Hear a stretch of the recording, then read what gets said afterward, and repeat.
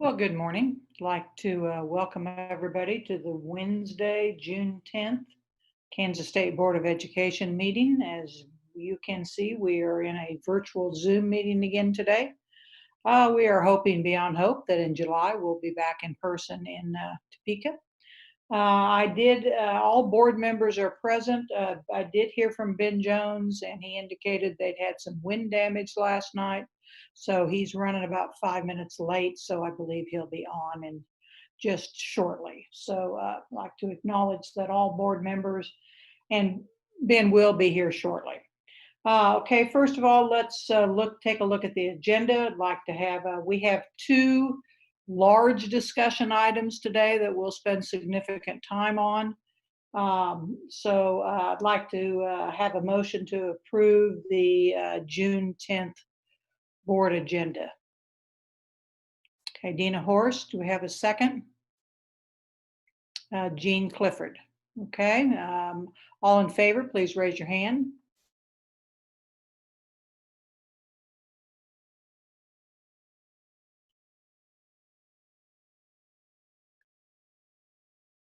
Okay, opposed? And okay, so that's an 8-1 with Steve Roberts opposing and Ben Jones not on the line yet. Board members, as we move into these larger agenda items, kind of like to remind you of the procedure that we started when we have these items, and there certainly will be a lot of discussion on them when we have these items. If you have questions, when I do call, just raise your hand and I'll recognize you. I'll try to keep a running list of people who have questions so I can get to everybody. And then please ask 2 questions, and then we'll go to the next person. And then if any of your other questions have not been answered, I'll come back to you. So that way we can get everybody's questions in and accommodate everybody's opportunity to get anything answered that they need to have answered. So we'll begin our discussion on the guidance for the reintegration and reopening of school in the fall. And I think Brad and Dale and Craig are, there they are. Okay, I see Craig and I see Brad. I believe they are leading our conversation today, so welcome. Good morning, Madam Chair and board members. So Craig and I are going to walk you through, we'll be sharing our screen here in a minute, but we're going to walk you through what the current work is in preparing for reopening next fall of 2020. I do want to just kind of to remind, we've shared with the board over the last couple months all the great work that the Continuous Learning Task Force did that was chaired by Tabitha Rossroy, Diane Smokorowski, and Cindy Couchman, that involved over 40 teachers in order to provide some guidance to schools to be able to complete the school year. What we want to share with you is, since that time, what the work has been in stages and what we're preparing to do starting in July in order, just kind of the timeline of events. So I'm going to share my screen, and Craig and I will kind of tag team this. I'm going to interrupt just a second here. First of all, Ben is online. When you share your screen, board members, I usually can't see all of you. So if you have a question, I'm sure we'll get to points, Brad, where we'll have opportunities that will be good breaks for asking questions. So, so board members, if you have a question about a specific thing, you may have to put your name in the chat box, because like I say, I can only see about 5 of you when we have a screen share. So if you have a question during the intermediate time before we go off the PowerPoint, well, why don't we try that procedure? That might help. Okay. If there is something, Kathy, you can just let us know if there's a question we need to address during this time. So we've been titled this Navigating Change 2020. The last, as I mentioned, we referred to as continuous learning. This stage, this set of guidelines, we're going to be calling navigating change. Throughout this, and I know that part of this, you have copies of all this, or should be getting copies, and I know that the window where you can see everybody kind of blocks some of the slides, so I'll try to address that. I'm trying to see if I can hide the top part. But anyway, we're really referring to this as several different stages. During stage one, we had a team during the month of May that worked on trying to gather as many guidelines as they could just about how to reopen facilities, how to address busing, is it wise to take temperatures? And we referred to that as the operations team. And they worked over, that was an internal group working with some external individuals on pulling together some guidelines that we could use during stage two. So stage one happened during the month of June. Stage two is, stage one happened during the month of May. Stage two is going on right now. So we kind of know when the stages are. Also during the month of May, we had a group of our standards people that included around 80 individuals from the field that took our standards and said, how can we move standards into competencies? And by that, one of the biggest challenges that we noticed over the last couple months was trying to shift this thinking of how can we have students in the event of a disruption, what are the priority competencies during that period of time that we would want them to be able to demonstrate that they could do. So during the month of May, we had an instructional team, took the standards, they moved them to competencies, they grade banded them, pre-K through 2, grades 3 through 5, 6 through 8, and 9 through 12. And they also organized them in STEAM and humanities. So that was the work of stage one. They created some guidelines to provide to the field on what that might look like. We then went into stage two, and during the month of June, we have 3 different teams out in the field working on providing guidance on how might we then implement this. So an operations team that you'll hear from Craig here in a minute on the work that they're doing, the operations team is really focused on how to transition students, classroom spaces, facilities, food service, transportation, just the whole facilities of reopening. We have another team called the implementation team. They are broken into 4 grade bands. They're led by a teacher. So pre-K through 2, we have Rachel Meenan. I'll share a little more about them.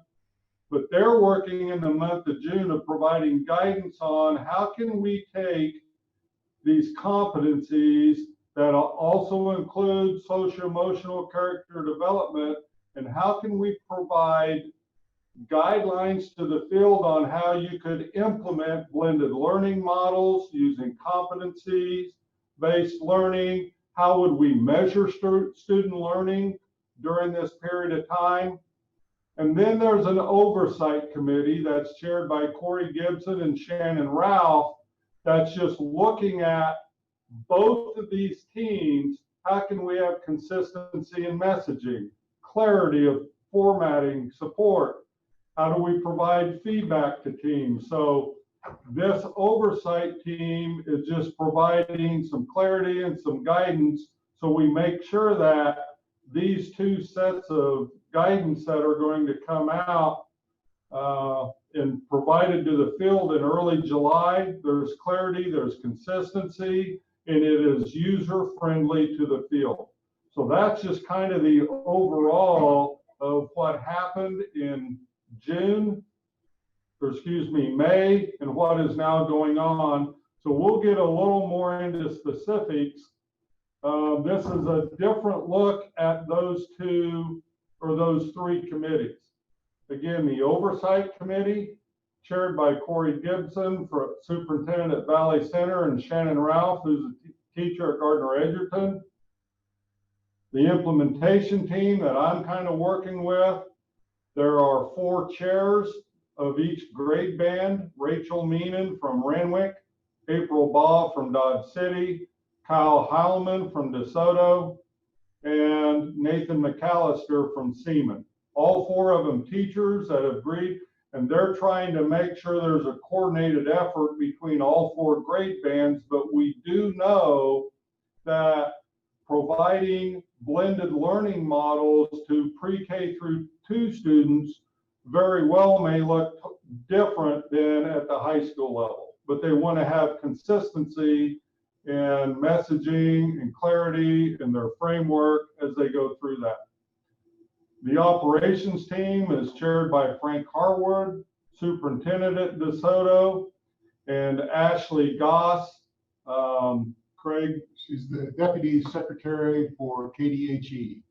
And for operations, we'll talk more about this later, but our goal overall on those committees is how do we keep students and staff safe when you come back to school?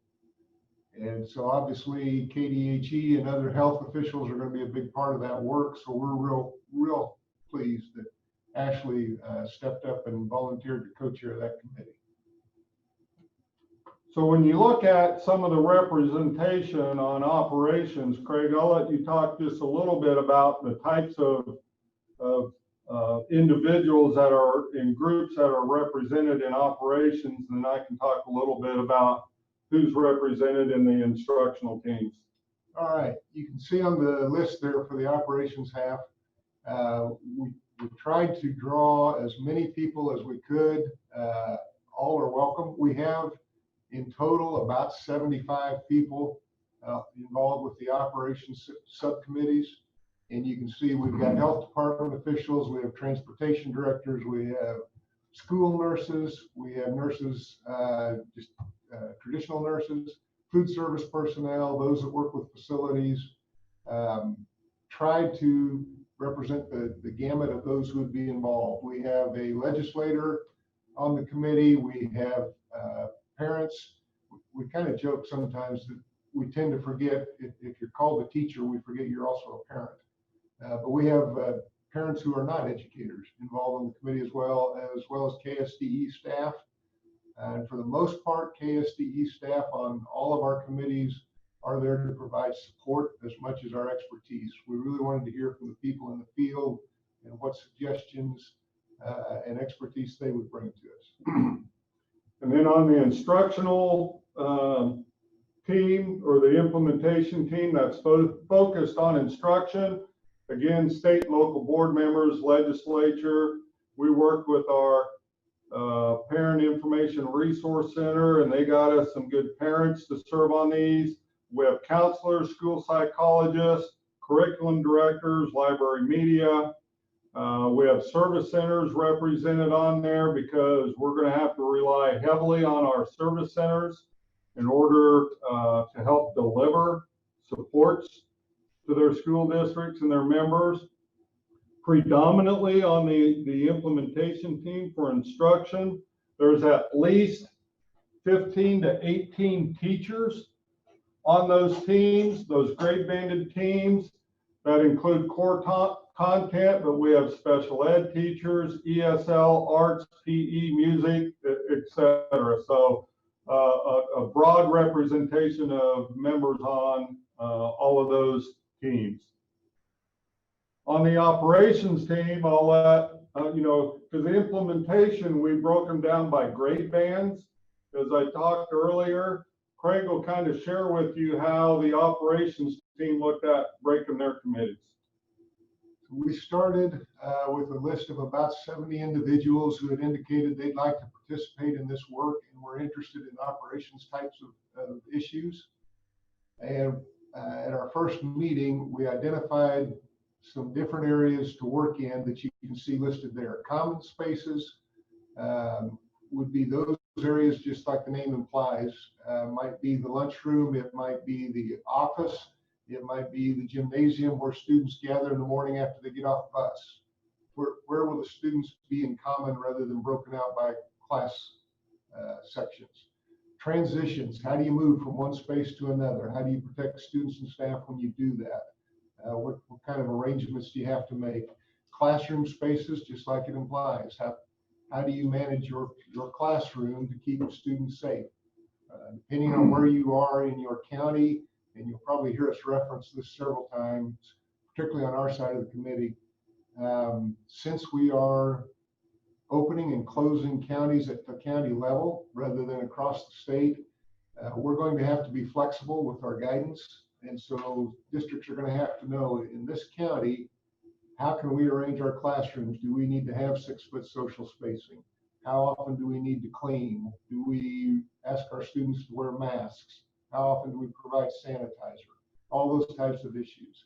Facilities is primarily about how do you keep the facilities clean, whether that facility is a classroom, a lunchroom, a playground, a school bus, even though we have a separate committee right underneath that for transportation. Food service, just like it sounds, the food service program, the lunchroom, how do you feed students? Do you need to maintain social distancing? All those types of issues. And then extra and co-curriculars. When we get into activities, particularly at the secondary level, how do we deal with the issues that come up there with contact between students, between people who might attend the activities? How do we transport them to activities? All those types of issues. And you can see that each of those committees has its own chair, and those are from the different school districts around the state. We allowed the 75 people that were involved in the committee that had indicated an interest in operations to pick which of those subcommittees they wanted to be involved in. And fortunately, they picked well enough that everybody got their first choice. The size of the committees range from 8 to 18. So we should have good discussion, and they have all begun meeting already and are developing their guidelines and recommendations. I might mention, Craig, how many are on the operations committee? We have between 75 and 80, at least 75, and we've actually had a few more join here recently. And on the implementation committee, we have about 110. They range, each grade band ranges from 26 to 32 members on each one.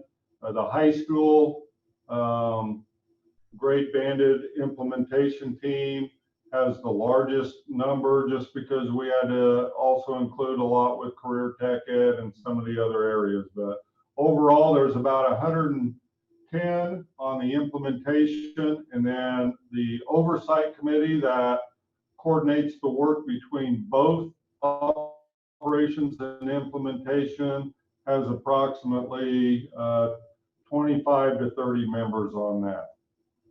So the next thing we wanted to share with you is just to give you some examples during the month of May, stage 1. What did some of the guidance documents look like? So in stage 1 in May, these are just some examples that I pulled, and I'm going to start with the implementation team. This is an example of some guidance that was provided to the pre-K2 implementation team on how could we take the standards, move them to competencies, and even organize them that in the event there was a disruption, what would be some of the priority competencies that we would want students to be able to demonstrate that they could be successful in. And this is an example of English language arts. They broke it down into the writing, speaking, listening, reading. Obviously, there's a lot more. This is about a 70-page document. I'm just giving you examples of what kind of some representation in it. This is an example of math. You can see on the right, they took some standards. They kind of batched them together and then created what would be the competency that we would want the student to be able to demonstrate that they could do. We also, in all grade banded areas, included the social-emotional, put those into competencies. With the competencies, you'll see a lot of common language that describes what a successful student can do. And then but there's a lot, social awareness, interpersonal skills. There's a lot more. And again, I'm just providing you just some examples of what was in there. As I mentioned earlier, they also then moved them in to humanities and STEAM. These are examples of some humanities. It talks about, the big reason we grade banded it, because in the event of a disruption, you may have some teachers that have to work remotely. You have some teachers that could work maybe in the facility, but you may have to cross-discipline some of these competencies to where you're not just focused on math. You may have your math teachers, your science teachers, your English language arts teachers work on projects focusing on competencies that are very much cross-disciplinary and cross-grade banded. And then just some examples of how they looked at the STEAM.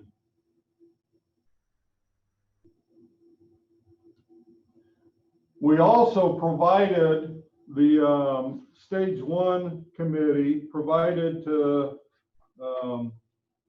the implementation teams on how could we go about measuring learning in the event that the student's not sitting right in your chair.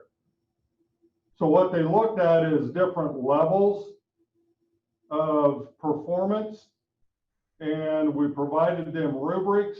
And one of the things that the stage 2 group is doing is we wanted to make sure that there was a level of rigor in all of the competencies, and then how could you measure at a level 3? And so we provided some language and some rubrics when they think about, well, how could we go about implementing this type of a blended learning model? How then could we ensure and look at and provide guidance on how do we know that a student can demonstrate? What are ways for them to demonstrate that they have met the competencies? And those are a lot, there will be a lot of I can statements. From the student, I can demonstrate that I can apply reasoning using evidence. I can develop a plan to approach and solve abstract concepts. So part of stage 2 is also not only how we could provide the instruction, but how we can go about measuring learning at the same time. I'm going to let Craig share just a little bit about some of the guidance that the operations team during the month of May put together and has now provided it to the operations team.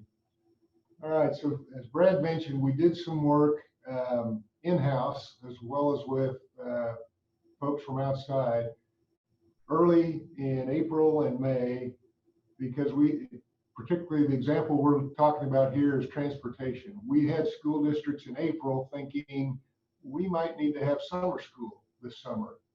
And other districts were being asked by groups in their community if they could use their buses and put people on them, put students on them. what's that going to look like? So our school bus safety unit talked with transportation directors around the state, talked with their counterparts in other states, the directors of transportation for those states, and put together a couple of documents that at that time represented where we were, which in April and early May, social distancing was very much the rule of the state. So we put together some school bus cleaning information, and that's what you see here. One thing, just in the transportation committee that is meeting now in June has already talked about some of this, and we like to look at school buses in any time, but particularly now as an extension of the classroom. So a lot of the information that applies in the classroom should apply to the school bus. If your district's policy is going to be students need to wear a mask in the classroom, probably ought to extend that to the bus as well. If it's hand sanitizer will be available every time you come in the room, we'll have it available when they come on the bus. There are some issues on a bus that you cannot do that you could do in a classroom if you chose. The plexiglass dividers, if you needed to provide plexiglass for safety in the classroom, if you mount plexiglass on the interior of a bus, that's considered a modification to the bus, and by regulations you can't do that. And that's for safety reasons in the event of an accident. So there are some differences between a classroom and a bus. Brad showed you the next slide, and this is one I kind of want to clarify a little bit, that has the drawing of the school bus on it. At the time, districts were asking us about providing transportation for summer school. We were in social distancing, which meant students could not be more than 6 feet close to each other. Well, when you see the little drawing there, that's a 71 passenger bus, and that represents the number of students you could put on a 71 passenger bus if you maintain social distancing of 6 feet. And if you count them up real quick, I think you can get 8 students. We don't have very many school districts, if any, that could operate a transportation department with 8 students on a 71 passenger bus and have any hope of getting all the kids to school. But that's the situation we were in at that time, and districts had been asking, what's this going to look like? So to help them envision what we're talking about, we put that out at this time. As I mentioned, counties are now setting their own guidelines. Some are following the state guidelines that Governor Kelly put out, some are not. If you follow state guidelines, and the Transportation Committee has already talked about this, right now we're in phase 3 under the state's recommendations. Well, phase 3 allows groups up to 45 without social distancing. So if we were following the state guidelines right now and trying to run a bus route, you could put 45 students on the bus. You still might want them to have masks. You still might want use of hand sanitizers. The committee has talked about things like having assigned seats so that you know which students are where, that when you load the bus, you have students first on, sit in the back, so that they, as you load kids, they don't walk by every student on the way to their seat in the back of the bus. Load from the back, unload from the front. Those types of issues will all take place. But just kind of wanted to clarify a little bit. You will see this drawing out there because we posted it and provided it to school districts. And if you are required to have social distancing, this is the arrangement you're talking about. But it does not apply in every situation. We have some counties now that are completely open. They're not even limiting the size of the groups. So those districts theoretically could run their bus routes at capacity as they always have. And we're going to have all types of arrangements between that and what you see on this screen. I might add, each of the committees, the operations committee and Brad's side of it, has their own Google Docs available for all the members of the committee to access all the information as we work on it. We're not making that information public until it's complete. We don't want incomplete advice getting out and somebody taking that as gospel and this is what we have to do when it's not really ready for the public and the board has not seen it and had a chance to approve it yet. These are just some other examples of some guidance that Craig's operations team made available.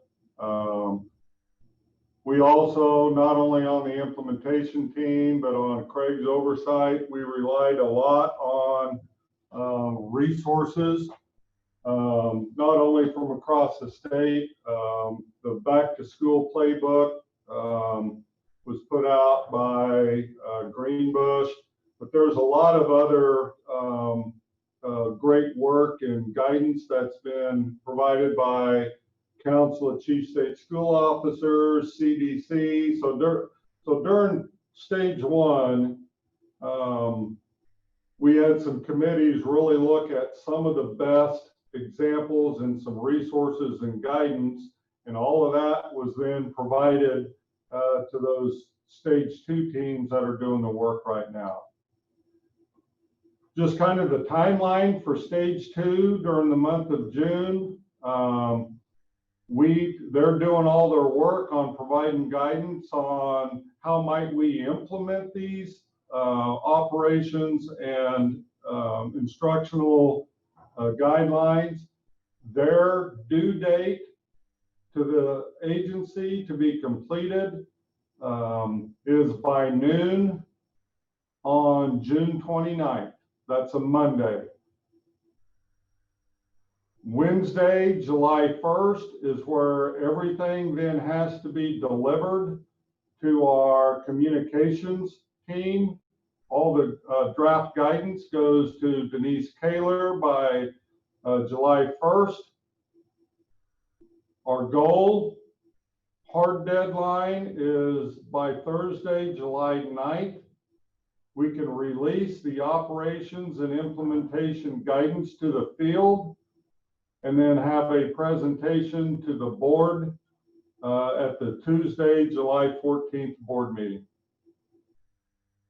Kind of one of the last things is we're referring to this as stage 3 work.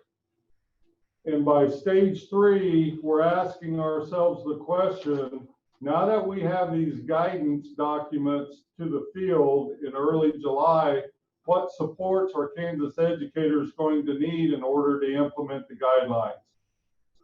We have a group of over 500 additional teachers that are going to take those guidance documents in July and start looking at and providing us input on what's the type of professional development, the types of trainings, what are they going to need in order to implement this in the event of a disruption, or in the event that we just think this is the next thing we need to be doing, because we've heard from a lot of schools over the past several weeks that they do not believe, even if there's not a disruption because of a pandemic, they don't believe that they want to reopen schools in August like they did in August of 2019, and they're going to use these guidance documents regardless.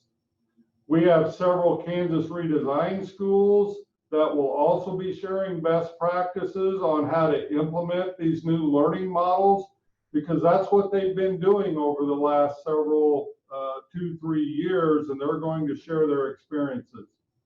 We are also in the process of applying for a federal grant that is due at the end of this month that would help provide our agency resources to train Kansas educators on how to implement competency-based, personalized, project-based. So that is a lot of the stage 3 work that will be going on in July, August, and throughout the fall.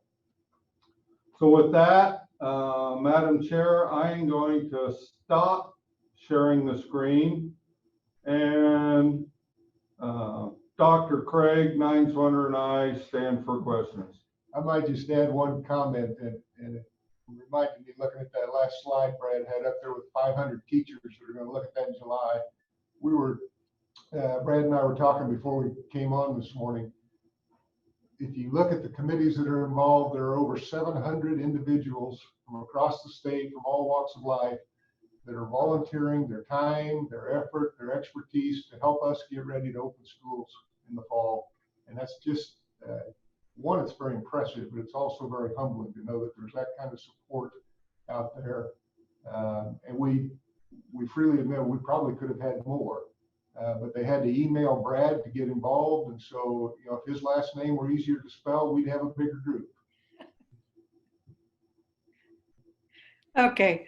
Brad and Craig, thank you very much. We really appreciate you giving us this briefing. I think Randy's got a comment, and then Steve had put a question on chat. So after Randy makes his comment, then Steve, I'll call on you to ask your question. So Randy? I want to thank Craig and Brad for that work, and a lot of details. You remember yesterday in my commissioner's report, I said, I want you to think about the forest and the trees. Yesterday, I wanted you to think about seeing the forest. Today, we're in the trees, right?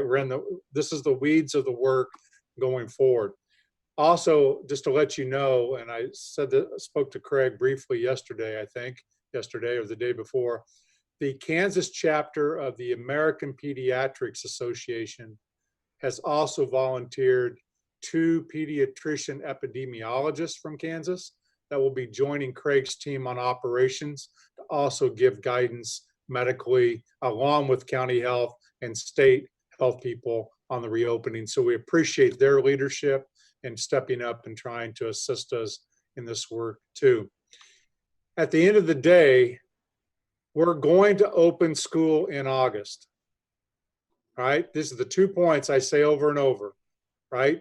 Because you can look at that chart Craig did about the bus and say, well, we can't do that. That's already been discussed, as Craig said. We can't do that.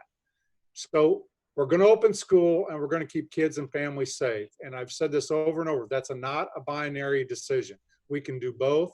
And that's the charge to both groups, is how to do that. Remember that what we're doing is giving guidance.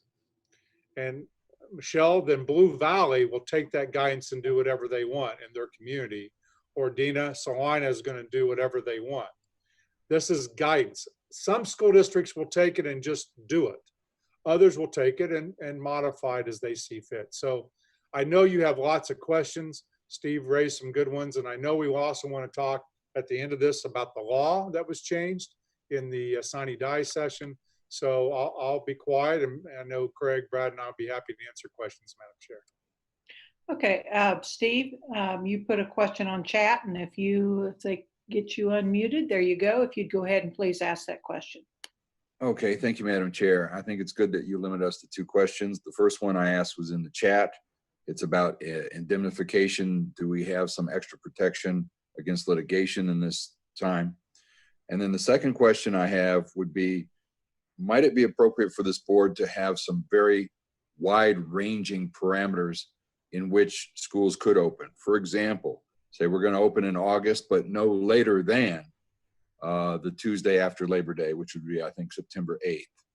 Or something along the lines of, we want you to shoot for the 1,118 hours, whatever it is, the standard for seat time, but it can be no lower than, say, 900. Would it be appropriate, might it be appropriate for this board today to offer some ranges of values that people could operate within? Those are my questions. Thank you, Madam Chair. Yeah, thank you, Steve. Now, who wants to answer those? Well, I can start. I can't answer from a board perspective, Steve, but from the committee perspective, and many of you volunteered to be on one of those groups, if not multiple. They are working to give guidance on all those questions for you. Now, whether the state board wants to weigh in prior to getting that document, you could, or you could wait till July, see the document, and then weigh in after that. That would be up to you. That would be up to the state board. Craig, and I would defer. I'm sorry, I would defer to Mark on the question of is there liability? They did not change the law for school districts. I know they did for some businesses. I don't know if Mark has any comment on that legality. Let's have Mark unmuted. Okay, Mark, go ahead. There have been some changes back and forth. Let me look at that and address that then separately to the board on the issue of liability. Thank you, Mark. Okay, back to Craig and Brad. Any additional comments in response to Steve's questions? Well, the one thing that we know is most likely going to happen in August is that, which is why on Craig's team, we have so many people representing health and environment, county health, is that what it might look like in Finney or Ford County could be totally different than, you know, looking out at where Colby is, and they don't have one, they have yet to have one individual. So it's going, so it's got, my point is it's going to have to be a really tight communication between the school district and their county health. And it's going to have to be very cooperative because every county is going to look totally different. So that's what I think you'll see in the guidelines. There will be a lot of options that you're going to have to consider because your county is going to look different. In addition to that, we have to ensure that we have multiple types of blended learning models because parents and students are going to have choice. Because we've heard from a lot of our school districts that as they've done pre-enrollment, they already have parents that have said, because my child has this immune deficient or whatever it is, I do not want it to enroll them physically. Then how do we provide them high quality opportunities when that parent makes the choice that either, because there are parents that are like, I want my kid back. Great, how do we keep them safe?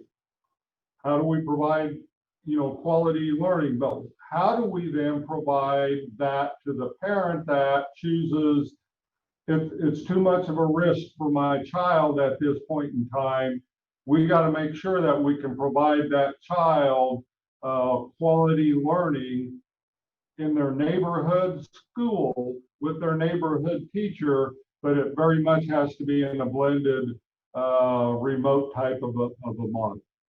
The other thing I would add to that, an issue for school districts that they're going to have to address, if you're in a remote learning model, and we're using the phrase remote rather than virtual because in statute and regulations, when you say a virtual program or virtual school, that has specific meanings. And that's not necessarily what could be happening in every school district. So it's remote learning if the student is learning from home. The issue that we'll need to deal with, and we've already started drafting some guidelines for that, is September 20th count date is in statute. So if the student is learning from home rather than actually enrolled in school, how do you count the student? What are the steps you have to take for us to be able to audit and verify that yes, that student was in school. It's just the school didn't take place in this building. It took place at your home, similar to a field trip. So we're trying to draft some requirements that will fit with law, whether it's September 20th count date or the 1116 hours that you asked about. So districts will have guidance ahead of time to know what they need to do to meet those requirements. And I might add one more thing because it might help, because again, all of this is being discussed by, you know, all of these committees representing the field right now. As while this board meeting is going on at 8 o'clock this morning, we zoomed in with the oversight committee. That's the group that's overseeing the work of both committees, and they're meeting regularly with the chairs of all the 4 grade banded groups. One thing they reported to us this morning that they're looking at consistency in 3 different types of models. One of them is a on-site delivery type of model. The second is a hybrid type of a model of providing instruction to students, and the other is a remote. And they're trying to make sure that they use consistency in language, as Craig mentioned. They don't call it virtual because a lot of people think, well, then I just got to enroll my kid in a virtual kit. No, we can provide high quality remote learning using technology, using Zoom, using whatever, but that's the guidance they're working on, which then allows parents some choice. Because at the same time, there could be teachers, there could be adults that have, if there was still an outbreak or there was something, there are adults that may have to work remotely as well. And we can demonstrate that they can be very effective doing that with some really good guidance. Well, thank you. I appreciate you addressing the point of the remote learning in the September 20 date. Jim McNeese had a question on chat. So if we could unmute Jim McNeese and have him ask that question, then if he has another one too. Okay, Jim. Thank you, Kathy. Thank you. This chat thing is all new to me, so I've already sent one that wasn't correct, but we got it here. But my issue is I've got two. One is accountability issues related to continuous learning, as well as moving forward, related to issues like student participation, teacher issues and challenges, parent feedback, assessments, where are we going into the future? And my second question has to deal with the start of school as well. I've heard from several people that some school districts are starting in the first week of August and hoping to get done by Thanksgiving. And how does that all work? You know, in what's about to take place. So thank you. So I'll start it. Brad and Craig can jump in. As great as continuous learning was, and we can debate that, it was great because we had to come up with it in 48 hours. That was what was great about it. All right, there are lots of issues, but you need to forget continuous learning. That model was an emergency model to get us through the rest of the year. What's being developed now, Jim, is more of an accountability model to ensure learning if you get disrupted or parents choose different models. How do we ensure learning? As you know, we don't ensure learning right now. We ensure seat time of 1,116 hours.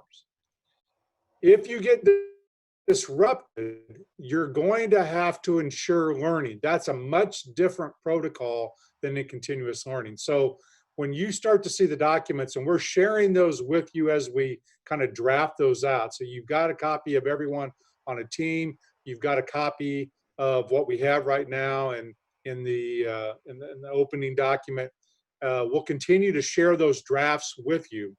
The danger, I just say this again, Brad said it before, is the reason we don't want these to be widely disseminated public-wise, and I know I'm saying this on a public meeting, is because someone will take it though and say, look what they've done. This is a work in progress that's happening 24/7 with over 700 people in Kansas working on it, and it will change dramatically over the days as they argue and discuss. So Jim, much different than continuous learning. Lots of accountability back to the standards and knowing whether kids progress. Steve, I might also mention, I really thought when we grade banded these, you would jump out of your chair and say, congratulations. Because what we did by doing that was allow teachers to work in teams, to move kids across grade levels, or to move in humanities and in STEAM if they so desired, right? It's a choice for them. Your second question, Jim, you're seeing a lot of colleges talk about starting early and getting out early. I think Kansas State just announced yesterday they're taking in their fall breakout. They're ending at Thanksgiving. They will come back and do their finals virtually. They're doing that because they're afraid, the universities and colleges, if they break, the staff and the students will distribute across the United States and internationally. And when they come back, the risk really goes higher. Our students don't necessarily do that until you get to about spring break or summer. So I think, Jim, you'll see less of the K-12 environment starting at a different time unless they or front load their staff development to get ready for this. Because if a fourth graders take off at Christmas, for example, most can't, not all, but most Kansas families stay in the state of Kansas. They don't internationally travel nearly as much as college kids and college adults. So that will be an open to what school districts can do, but I don't think you're going to see many school districts drastically alter their schedule unless there's an outbreak in that community. It's my opinion. Brad or Craig, do you have any additional responses to Jim McNeese's questions? Now, again, as Randy mentioned, even before all this, we measured learning from the wrong end of the kid. It was seat time, it wasn't knowledge time.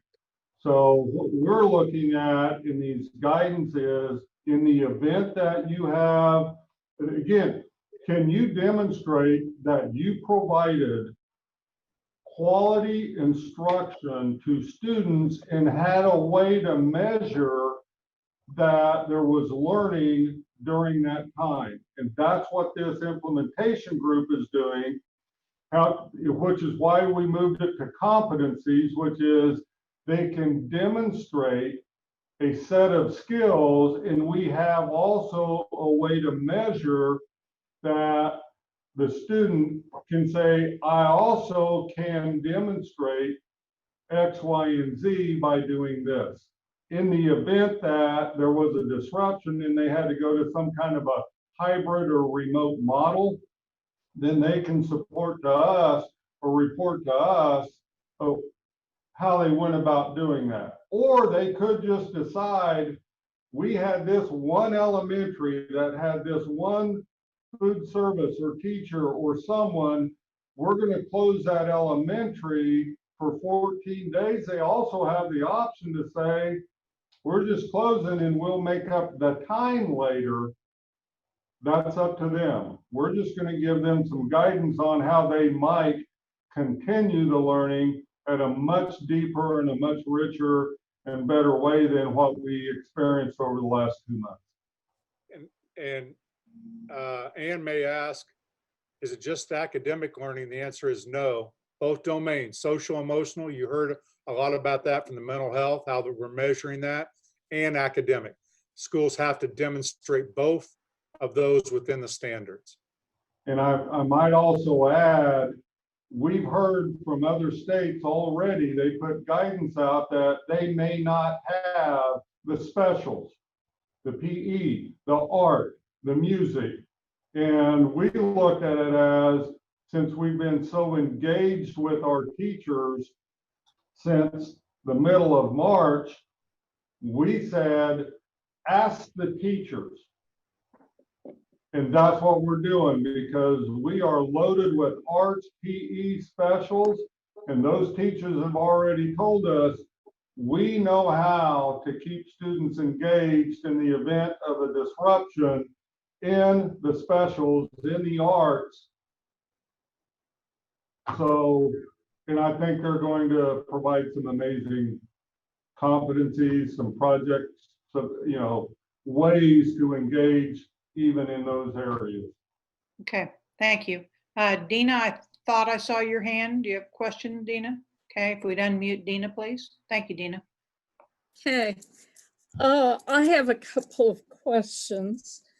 And one of those has to do with some of what we've been talking about, those districts that have universities or colleges that are using I guess you could say, early August to Thanksgiving as their first semester.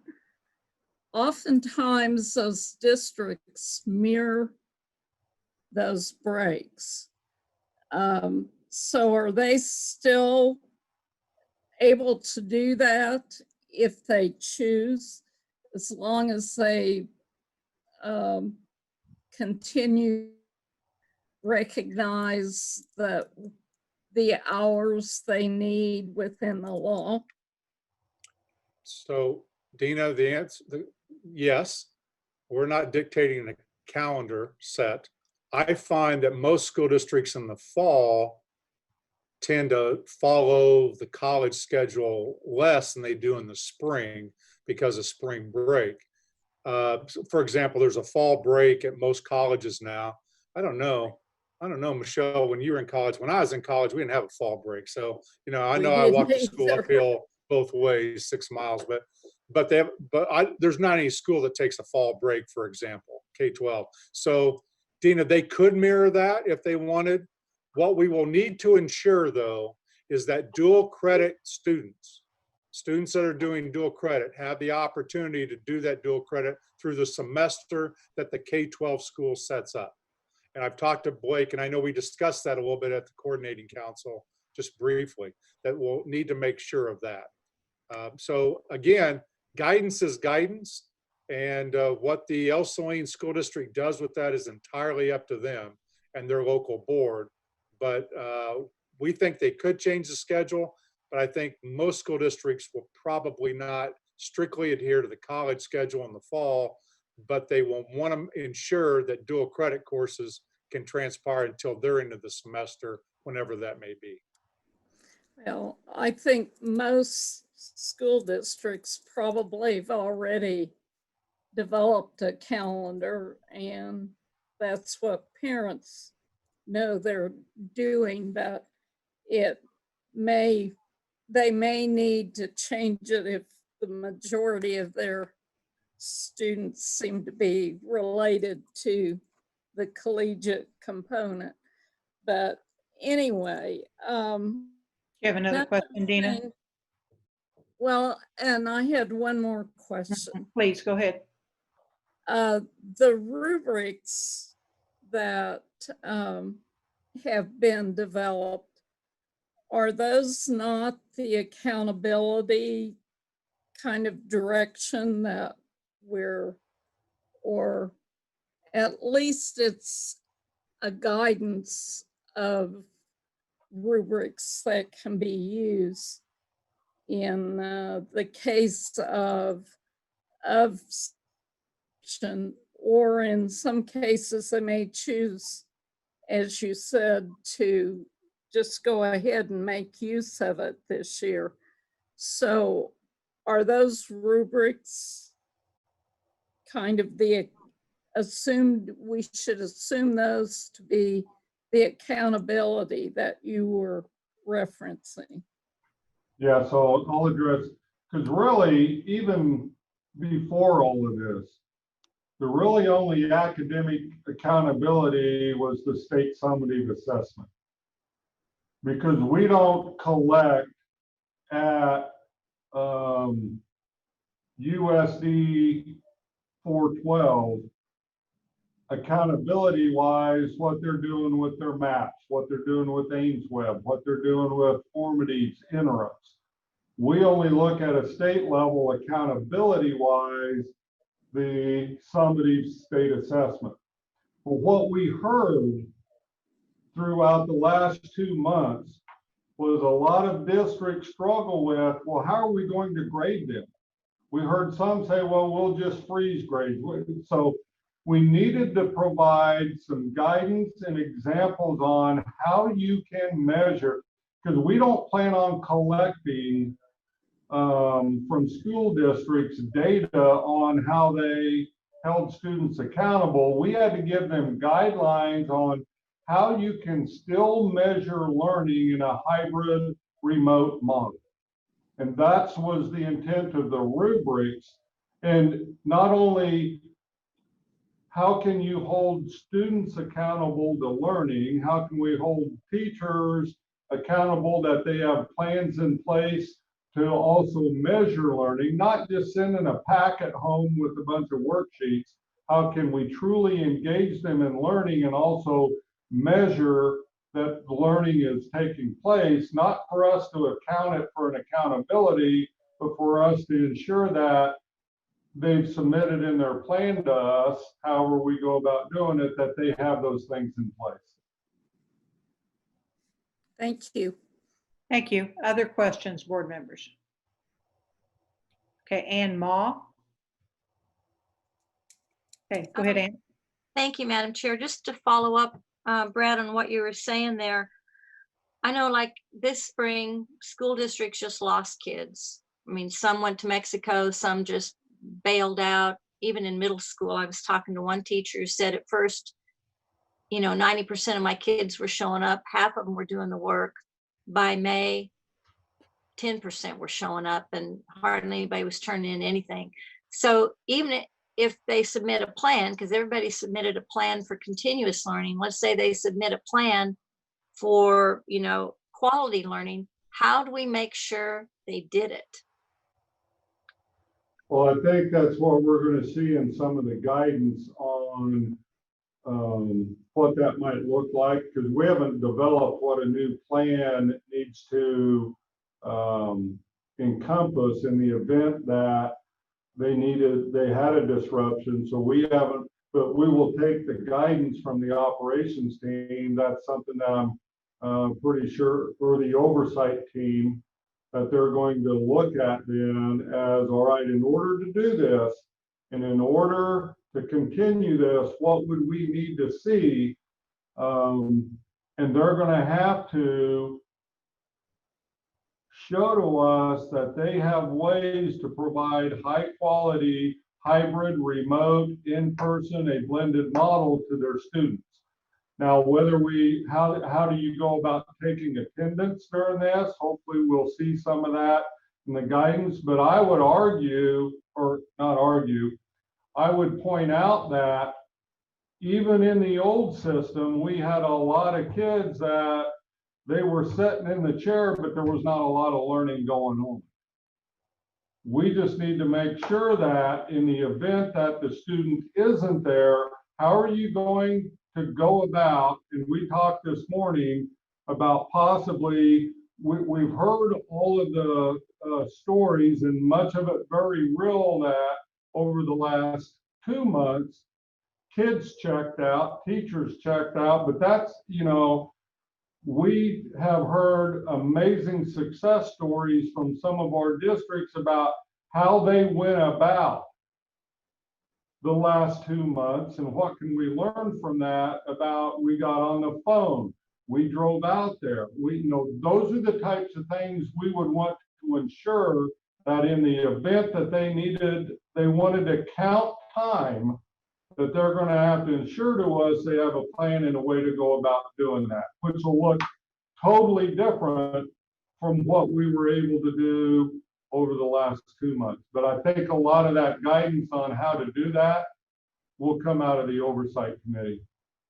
Then will KSDE be responsible for monitoring that and making sure they're getting it done? Because it sounds like a big job.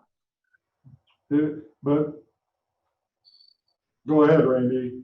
Well, and I don't think there's any way we can monitor over 300 accredited units on a daily basis, but we'll monitor their plans, but that's what the local boards are going to have to ensure. What we're saying is, if you want us to take a look at your seat time as I'm going to call it a waiver, you've got to ensure that there's learning going on social, emotionally, and academically by your plan. Now, I can just tell you, and Michelle certainly has children that have an experience. My wife, as an elementary principal, can say, you know what, I can tell you classroom by classroom what happened in continuous learning. And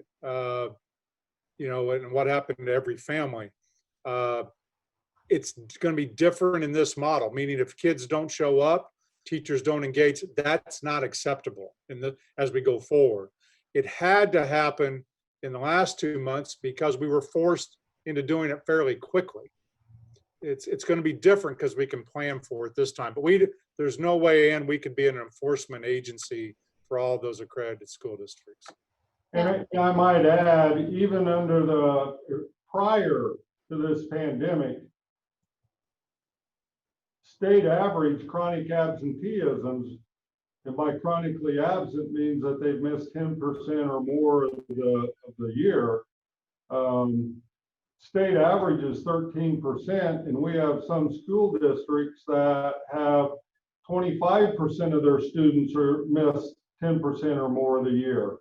And even during that time, our we didn't use chronic absenteeism as an accountability measure. So, you know, even going into next year, we want assurances and clear plans on how you're going, even though we know that there's a percent that missed even during the old way we went about school. So I think it's that balance of how we're going to have to ensure that they've got legitimate plans in place and can demonstrate that we're working with them, knowing, you know, you do have some of those families always don't show up. So I don't know if that helps, but. Well, it does kind of, but you bring up the thing about truancy, and I've asked my superintendents to send me a list of what could we do? What do you really want from us? You know, what helps, what doesn't help? And I'm got some terrific response back, and I'm putting that list together, and I'll send it to you guys, just FYI. But there were some things they just want guidance on, but there are other things like, how do we handle truancy? How do we handle seat time, that they want some firm guidance on? And it's not clear to me. I think Steve brought up, what policies do we need? What are some policies this board needs to vote on and set in place that are firm? Some of those, like, I think truancy's in the law, right? And seat time's in the law. So I don't know if we get to decide that or not, but have you guys thought about what policies we need to set? Yes, and then the biggest one Craig mentioned, you're going to have to determine auditing, which is within your scope. Those are policies and regulations within the agency of how we go about auditing to ensure that seat time or the equivalency. So I know Craig, and we're working on that, but those are type of policies you want to work on. You know, we're trying to provide guidance if school districts get interrupted in any way, and or a group of parents don't want to send their children because they're fearful of the virus. How can school go on in its entirety? But Ann, this is a bigger issue. We're, as you know, redesign, we're trying to change the entire system. We were hoping to do that by about 25 or 26. Then Mr. Roberts said we ought to do it faster. So I guess we've got a reason to do it faster, and we're moving faster. We're moving at lightning speed. But all of these things, as Brad mentioned, that we're doing in case of the pandemic, we can apply regardless of pandemic. And that's what is exciting as you think of the local level. And I know Michelle and I had a great conversation about that very thing as some of the things she saw with her own children.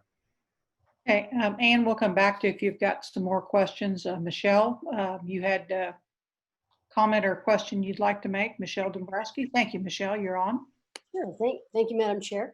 So I'm on the 9th through 12th grade subcommittee for math and science. We have 3 science teachers, and I believe at least 2 or 3 math teachers, or 2 or 3 math teachers. We added another science teacher, I think, today. They're in their meeting right now. But one of the things we talked about, we have some really tech savvy teachers out there, and then we have some teachers that, you know, let's say they were talking about, how do we blend, because math can obviously go with science, it can go with chemistry. So they're trying to figure out ways where we can blend. So let's say that teacher has to be out for maybe it's maternity. We just don't want to disrupt the children's learning. And we want to make sure that if someone has to be on a leave of absence, or they have to be gone for a month, maybe a child has mono. I mean, that's happened where they're not inputting stuff into our Canvas system in Blue Valley. They're getting D's and F's because it's not showing up. They're not truant, but they have time to make up that time. They have time to catch up.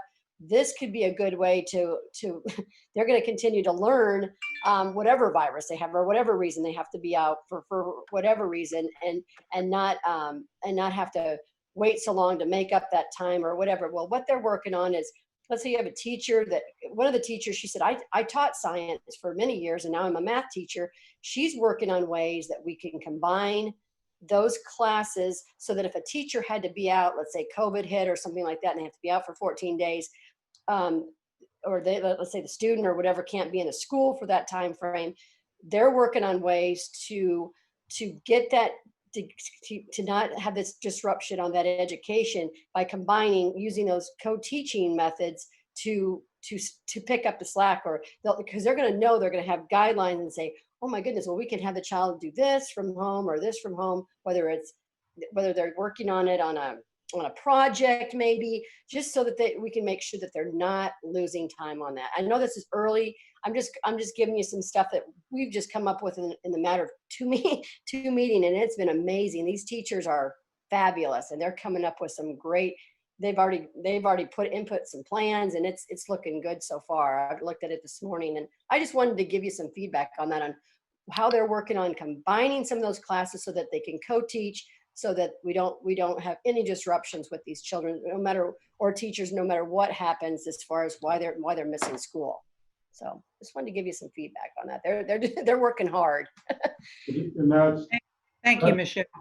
that's great to hear, because I've been hearing from several, and again, they're just into week 1 of this, but they're so dedicated and they're spending a lot of time. But I just might remind, in the accreditation regs, in QPA regs, and in our new regs that we're still waiting on, it says in there that credits can be issued based off of a certain amount of seat time, or if the student can demonstrate that they've met the competencies, then that teacher can award them the credit. And that's exactly what you were mentioning. Those teachers are just amazing about thinking, then how do we issue a kid credit based on competencies, and not that they sat in the classroom for 120 hours and got a %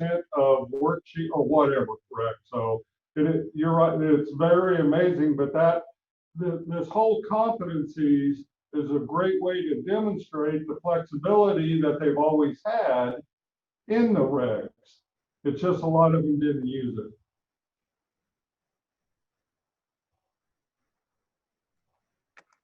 Okay, sorry, Randy. Just want to say, I don't know, Michelle, I'm putting you on the spot a little bit, so you can just say pass. But you shared with me just a short example of your own child in chemistry, about how he made sense of it, and why this work, taking a look at it in multiple ways, is so important. Yes, Randy, thank you for that. Yeah. So during the school year, he was struggling with, it was a fast moving, actually it was a fast moving math class.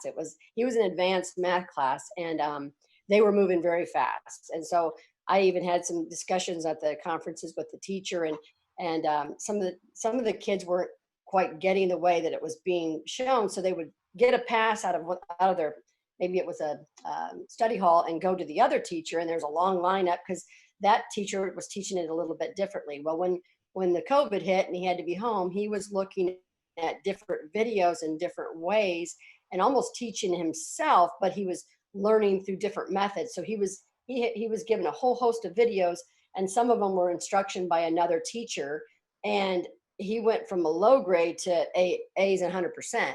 Because he was understanding it, and he was able to communicate that with other children. When they would ask, hey, how do you do this? He was able to explain it because he was able to learn it through a different method and from a different teacher that was just presenting it in a different way. And he had the time to do that, where he's just going from class to class and maybe something right after school. And he didn't have that time to focus on it. And now he had the time to focus. So it was just because it was presented to him in a different way. And then he kind of worked through those videos in a little, he'd have 2 hours in the afternoon to sit and do that. And he could get that assignment completed and understand it, and then take the quiz by Friday and get 100%. So that's just what I wanted to share, as far as that's what they're working on as well in my group, is showing like maybe 5 different methods, or maybe 5 different video links to go to solve the exact same problem. Because not every student is going to get in the same way. And maybe that's something that we all come up with the same answer, but how do we get there? And some children learn it in a different way, and it helped him. So thank you for that time. Yeah, thanks, Michelle. Okay, board members, there's still some of you that haven't asked your questions yet. Ben Jones. Okay, Ben, go ahead, please. Thank you, Madam Chair. I know we already touched on this before, but this is just a reiteration of what I had heard yesterday at lunch and at dinner. I had two separate conversations about it, and it's having the arts programs next school year. I was very happy to see arts teachers and elementary specials, PE, library aides, technology people included on these committees. I appreciate that. But just in the statement that we are having our arts programs next school year, my sentimentality, if we're playing football, we can sing a song together. So that's just a statement on that and clarity. My question is, in these committees, since we're planning for the next school year, that also includes state assessments in the spring. Now we have no idea what path a virus will take, if any. We just don't know. What are we developing a plans to alter the delivery of the assessment, or kind of a thought, is that part of this planning process, or is that something we're going to cross later on throughout the school year as we get closer to state assessments? So I'll address a little bit on that. You know, the state assessments, again, you know, I really hope that these guidelines, you know, we're preparing them as an option in the event of. But we still have expectations of students to meet certain standards at certain grade levels. These guidelines are not being developed to totally replace all of the standards, everything for the entire year. So our current goal is to continue with the state summative assessment. We have a new state contract. If you remember that we had to go out for bid, we hope to get signatures here in the next week.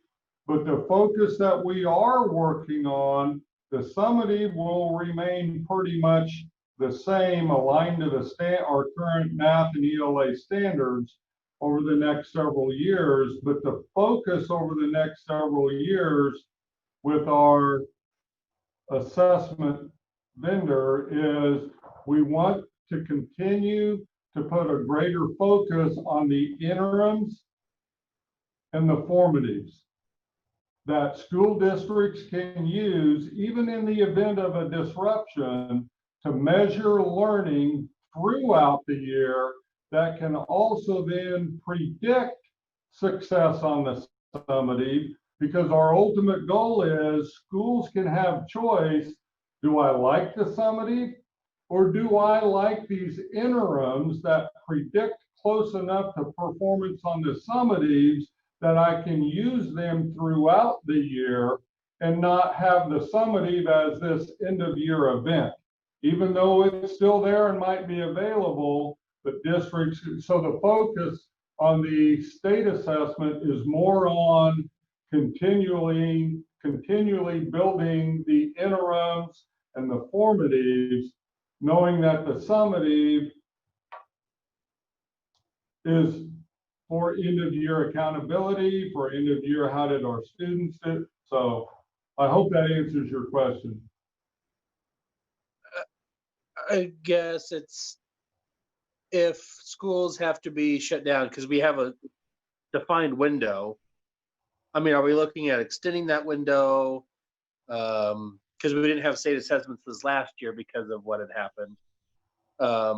Is that something we're waiting to really decide until we get closer to the time? Or are they going to be able to take it home, or delivery methods of it, which that creates federal issues, I know.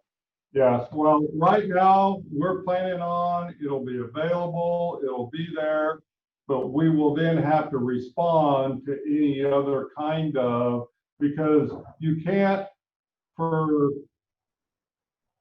federal guideline, which was a big thing. I'm not even sure we could have pulled it off this year. But having a student it's the same challenge that ACT and SAT had to pivot and change is how do you allow a student to take a standardized, a state assessment, ACT at home where there's no proctoring? Because they tried to work that way. The problem is you're going to have the people that use that will say, even though I can learn a lot about the student, it's not as comparable or valid as when they would have taken it when there was some assurances. And so it's not that we couldn't do it. It's just you can't ensure that you can make a claim that a kid that got a 28 on the ACT when they took it at home is the same as a kid that got a 28 on the ACT, that it was proctored in the way that it always has. But we'll just have to look at next spring what happens and how will we respond. Okay, I appreciate it. So it's something that we'll cross later on, and not with this group. Okay, thank you. I appreciate it. Other questions? Jim Porter or Janet? Questions? Okay. Oh, Janet? Yes, okay, Janet Wall.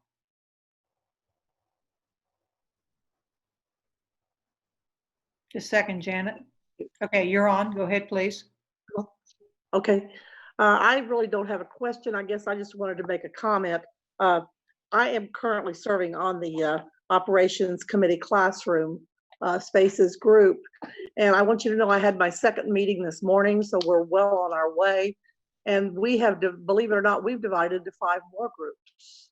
You know, there'll be 5 committees on our group. And I'm amazed at what all they've come up with. But one thing that they came up with that we need to recognize, and I think this is going to impact our schools quite negatively, will be financial. Because we discussed like hand sanitizer and masks. I was shocked how much they were going to have to pay for that. I mean, we've always had it, but you know, we're going to have more. We've never had masks. So, I mean, and if they get into plexiglass and all kinds of things, I mean, so we're going to have a separate category of what this could possibly cost. But I'm really impressed with the groups that have all are as great as the one I have. We've got a great thing coming, and I'm looking forward to all the recommendations. And we also discussed waivers. So I think we need to wait till next month. And I think we're going to hear a lot of recommendations that we might want to discuss further and hopefully implement. Thank you, Janet. I've got a couple that I'd like to ask. We've talked a lot about the students, but we have employees, and I don't care whether they're teachers or other employees in the district that have various different health issues. So when are there going to be any recommendations that are going to come out as far as how to handle employee issues? I do know that there are opportunities for employees to take different kinds of leave and those types of things if they have certain pre-existing medical conditions. So will there be guidance? Are people working on guidance on that? That's one of my questions. And then I'll have another one after you answer that. I'm going to let maybe Craig talk about that, but I think you'll see we're not going to get into employment law as much as maybe trying to match things. Craig, you want to speak to that? I will just a little bit. Randy mentioned earlier the communication we had from the Kansas chapter of the American Academy of Pediatrics. And some of the results they're seeing from around the country now indicate that children are not spreading the disease like they thought they would, and are maybe not as susceptible as they thought they would be. Certainly they are, but not to the level they thought might be the case, and not as much as adults. And so the fact that Ashley Goss from KDHE is going to reach out to that group and have a couple join our committee, I think we'll get some more specific recommendations about adults maybe being a bigger concern safety-wise than the students in the building. Certainly we need to address them both, but I think that will be addressed through that route, yes. Okay, thank you. I'm sure it's something that we need to provide some guidance to the districts, or at least some thoughts to think of. And then somebody touched on truancy, but are we working with any of our, because I know the truancy, if it's younger kids that goes, I would assume it's the DCF, and the older ones go to district attorneys. Or is anybody looking at, how do we file truancy if we're on, say, remote learning and we don't get kids to respond? Or is there any conversation going on with these other agencies at that point? Or have I stumped everybody? No, I'll address it just a little bit. I mentioned earlier, we're working on some guidelines for how school districts can consider students to be in attendance if they're not at school. But for those students who are not meeting any of those guidelines, and somebody mentioned earlier, we had students that sometimes you couldn't find them. You didn't know where they were, but would obviously meet the truancy guidelines. Those are statutory. So I don't see that will necessarily change. We will try to provide guidance and recommendations for districts on how they look at it under this scenario, as opposed to the traditional school day. But we can't change the law about how do you report and who do you report to. Okay, all right. Thank you. I appreciate that. I think some folks are having some questions about that, so I think clarity for some of them would be helpful. Okay, we've got about 15 minutes yet, and I know Dina put a comment on the chat room, and Steve put an additional comment on the chat room. So Dina, would you like to comment on your thing in the chat? Just a second. There you go. Go ahead, please. Hey, well, I am a member of the 3-5 grade band, and the STEAM subcommittee has been doing a lot of discussing of how we can make certain that accountability occurs. And under each of the 3 scenarios, can a teacher, we're coming up with different ideas of how a teacher can ask students to prove that they have met that competency. And I just thought that might be helpful for those of you who don't serve on one of the implementation committees to know that that is part of the discussion that's going on. Thank you, Dina. Steve, would you like to share your comment that you put in chat? Second. Get you unmuted.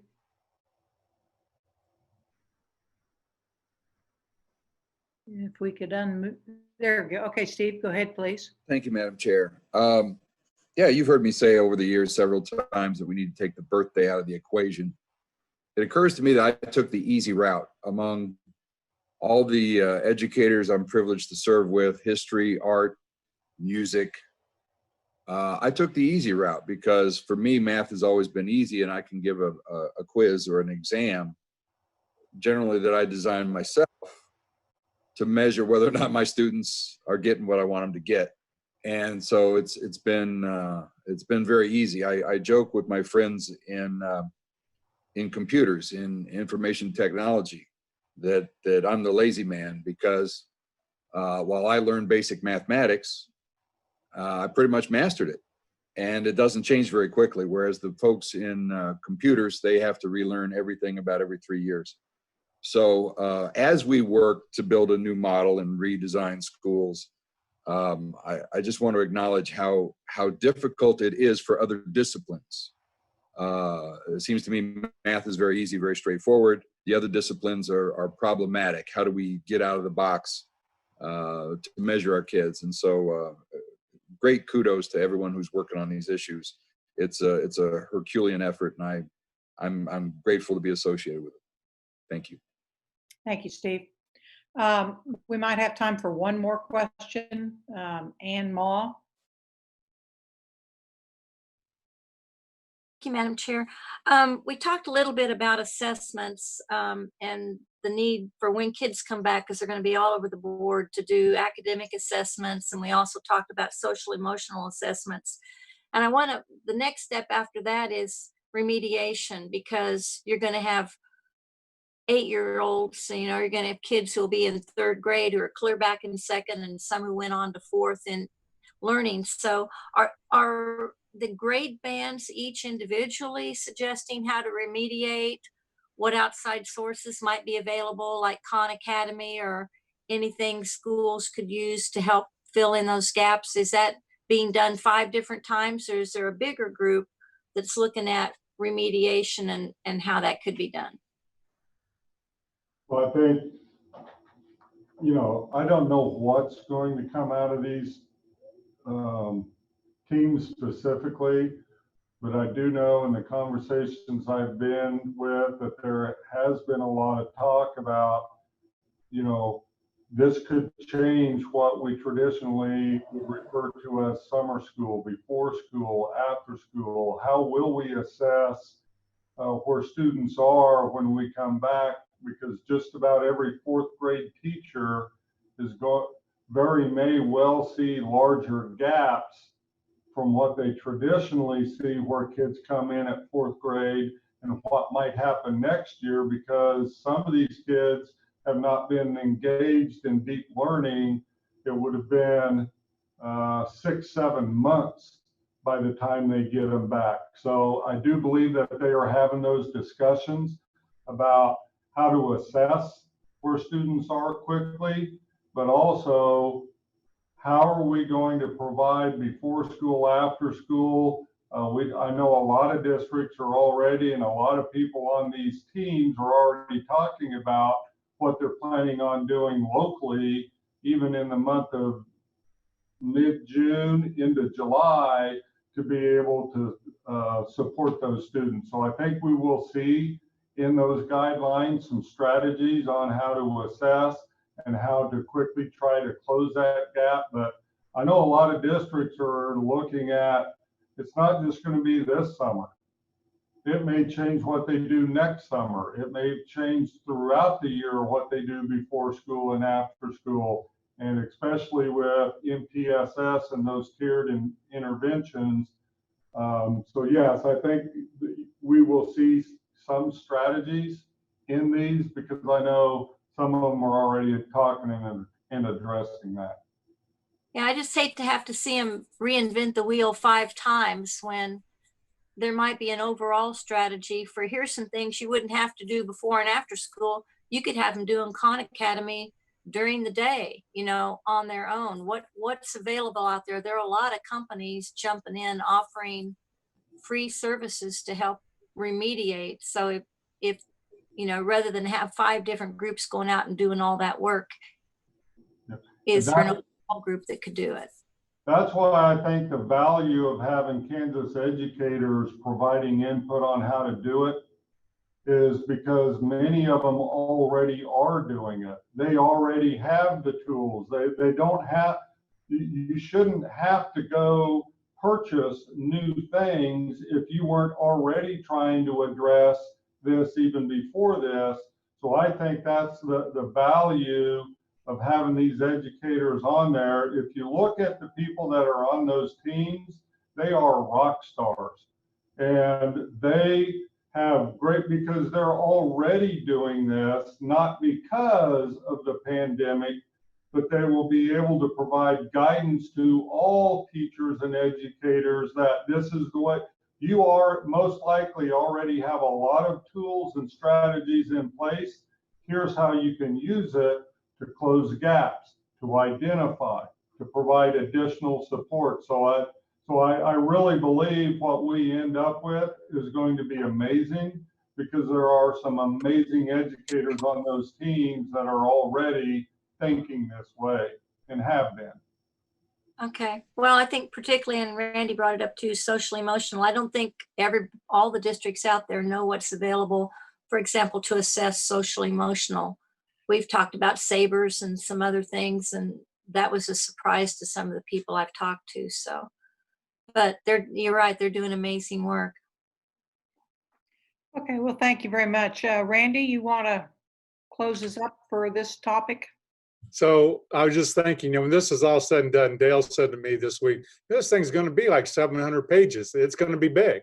It's going to be, it's going to be one big document with lots of references. So let me just summarize this now in 15 seconds, right? What's going to be this work that's going on over the last 2 months. Your leadership has never been more important. The legislature actually put in statute that if there was a statewide disruption and this governor or any governor ordered the closure of schools, that you have to validate that or not validate that. That was now put in statute. You didn't have that statutory authority before. You have unleashed over 700, not just educators, but parents, educators, school board members, legislators, state board members to say, here are the parameters. We're going to have school in the fall. So as you get the emails, or I'm just thinking, you go to church, you're at Dillon, someone says, you know what, we're going to have school in the fall, and we're going to keep kids safe and families safe. And that will involve some decisions that families will be making as to what school will look like for them, along with what school districts will be doing to ensure that. So I can't say that enough. I know people will go back and they will watch this segment of the state board. They will grab the PowerPoint that Brad and Craig have put together. The danger is taking any part of anything out of context and saying, I heard Steve Roberts say this, and that's what's going to happen. These educators will develop guidance, and even that isn't what's going to happen in Eudora. It's guidance for Eudora. So everyone just needs to help our public understand, because anxiety is high and we all want answers. We're working on that, and I just appreciate your willingness to have the discussion, to give educators this autonomy to go do the work. And again, I say educators, I mean the Kansas public, to go do this work. And as Brad said, I am fully confident, couldn't be any more confident, that they will provide outstanding guidance that school districts can look at and say, we can do this. And so thank you to the state board. And I hope that if you have questions, we're going to try to keep you updated and Friday notes in between the board meetings. Call me, text me, let's have a conversation, because by that we'll only make it better. So thank you, Madam Chair. You bet. Thank you, Commissioner. Appreciate your comments. And to Brad and to Craig, thank you to extend our thank you to the teams, because they are doing incredible work, and board members that are on those various committees. Thank you. I know it takes a lot of time, so appreciate all that work. We're going to take a 10-minute break. I show 10:37, so let's be back at 10:47, and we will begin to work on the legislative matters, which includes a preliminary discussion of the 2022 budget recommendations. So a little break, and then we'll be back.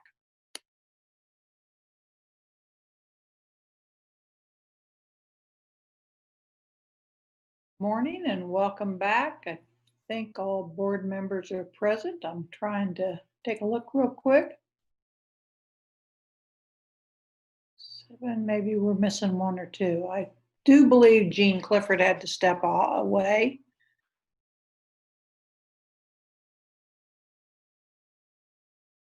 Okay, all right. Welcome back. And we are going to spend some time on legislative matters at this time, which will include some budget information. And Dale, I think, will kind of go through and explain that. If you're wanting to follow along in your agenda, board members, that PowerPoint will start on page 179. So if you've got another device that you can look at, I would guess maybe they'll plug it up on the screen also, but we will be taking a look at that, and Dale will explain all that information. So I don't know if Randy's starting or if Dale's starting. Well, I'll turn it over to Dale and Craig, but they've been working hard, going to bring you up to date on legislative matters, and then start the process for your recommendations to the governor as to an education budget that's required by statute. Okay, we're ready. Guys, we find ourselves in a very unique position. Most of the major decisions are pretty well made by the court and the legislature between the two. And we'll talk about that a little bit, but the other issue that I don't like to talk about, but you need to know it. The governor's going to have to balance the budget for next year. She's got a $700 million hole to fill. And she will issue an allotment. And when we go through this, I'll try to point out those that I think that are susceptible to allotment. That don't mean the governor's going to do that. But I truly believe that she will not cut those formulas that are driven and approved by the court. I'd put her bet anything. She will not touch those. She's been extremely supportive of that. So, but think about this. She's got to balance the budget. And usually the legislature is involved in that a little more than they were this year in balancing it. But because of the pandemic, state revenues took a big drop. I think they'll come back. Since the time that they did the consensus estimates in April, we've exceeded estimates a little bit each month, a few million. So things are looking pretty good overall. But, and so the part that worries us the most is the governor's duties and responsibilities and balance of the budget, which she'll do through the allotment system. And we don't know when she'll do that. But we would guess somewhere along the latter part of June. And why do I say that is because she will need to go to the State Finance Council to borrow money for cash flow purposes. And she'll have to present to that Finance Council what her plan is for the budget so that they will know how we're going to balance the budget. So we'll go through this, and anytime you got questions, feel free to ask. And some of this is normally real difficult, but this year it's not that bad. So let's go, Greg. Now, keep in mind that your school districts will receive about $85 million in CARES money. About 75 million was distributed on the Title I formula by federal law. The other about another $8-9 million will be distributed to special ed, who is special ed's hurting a little bit. Okay, Craig, let's go to the first side. All right, this is a pretty big deal. Notice in the left-hand side of the screen as you're looking at it, in 1920, the base was 4433 or 4436. It will increase 3.1% to 4569. So the general fund on a statewide basis will go up by 3.1%. Everything else being equal, that'll cost about $95 million. And that estimate is done each year, each fall, by a consensus revenue estimating group involving the legislature, budget, us, and so forth. So that is, I believe the governor will not bother that. I think she'll fund that. And again, that's just an opinion, not a fact yet, but she's been very supportive of the court case. Dale, I'm going to jump in here. I know Jean Clifford is listening by phone. She's not sure she can ask questions. And Janet's been kicked off and she'll be trying to get back on. But board members, if you have questions, why don't you put them in the chat, because I can't see your faces if you raise your hand. So sorry to interrupt, Dale. That's all right. Heavens, well, I got till tomorrow morning at 8 o'clock. You're in good shape. Okay, let's go to the next one. And now that is locked in by law, and the Supreme Court's approved it. The other big issue that I want you to help me worry about, because of COVID-19, we believe, now think about this, guys, this is an opinion. We believe that the free lunch applications will go up 10 percentage points. 10 percentage points. That will cost about $44.9 million. And we also believe that can be funded with the CARES money. The governor has $1.2 billion. We believe that can be funded with CARES money because it was caused of the pandemic. I don't think there's any question about that. But that's really important. And we've submitted this in writing to the Budget Division, call their attention to it so it's not overlooked or forgotten. But any of you want to comment on how much the free lunch applications will be up over prior year? We take all comments. Next, Greg. The local option budget, it is allowed to increase on a normal basis based upon the 3-year average of the consumer price index.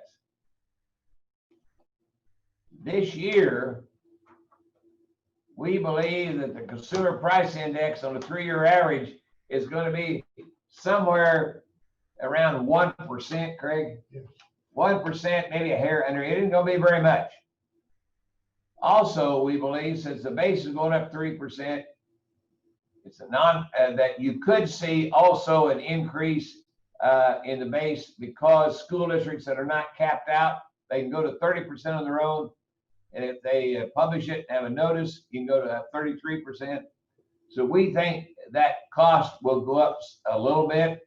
Let's go to the next slide. And we think of about $6 million. So Craig, it's a little over 1% in total. Yes. A little over 1%. 1% would be $5 million, I believe. This is going up, we say $6 million. It would creep up a little bit above that. Dale, Go ahead. Ben Jones has a question. I'll read it off of chat. All right. Does the state pay for the entire lunch for free and reduced, or are there additional federal monies? Is the figure just the state cost or the entire? Tell you what, we got school lunches on here and we'll get to it in a minute. That'd be a good time to talk about, wouldn't it? That'd be great. Thank you. All right, that's the LOB. Now that's the two big drivers, general fund and supplemental general. And that's what we're talking about here is to fund the law that the court approved. All right. Capital improvement state aid, this is also a part of the court case. That's tied to the 4 mil or 8 mil levy. It can go up to 8 mils. It varies. Oh, excuse me. This bond interest. Bond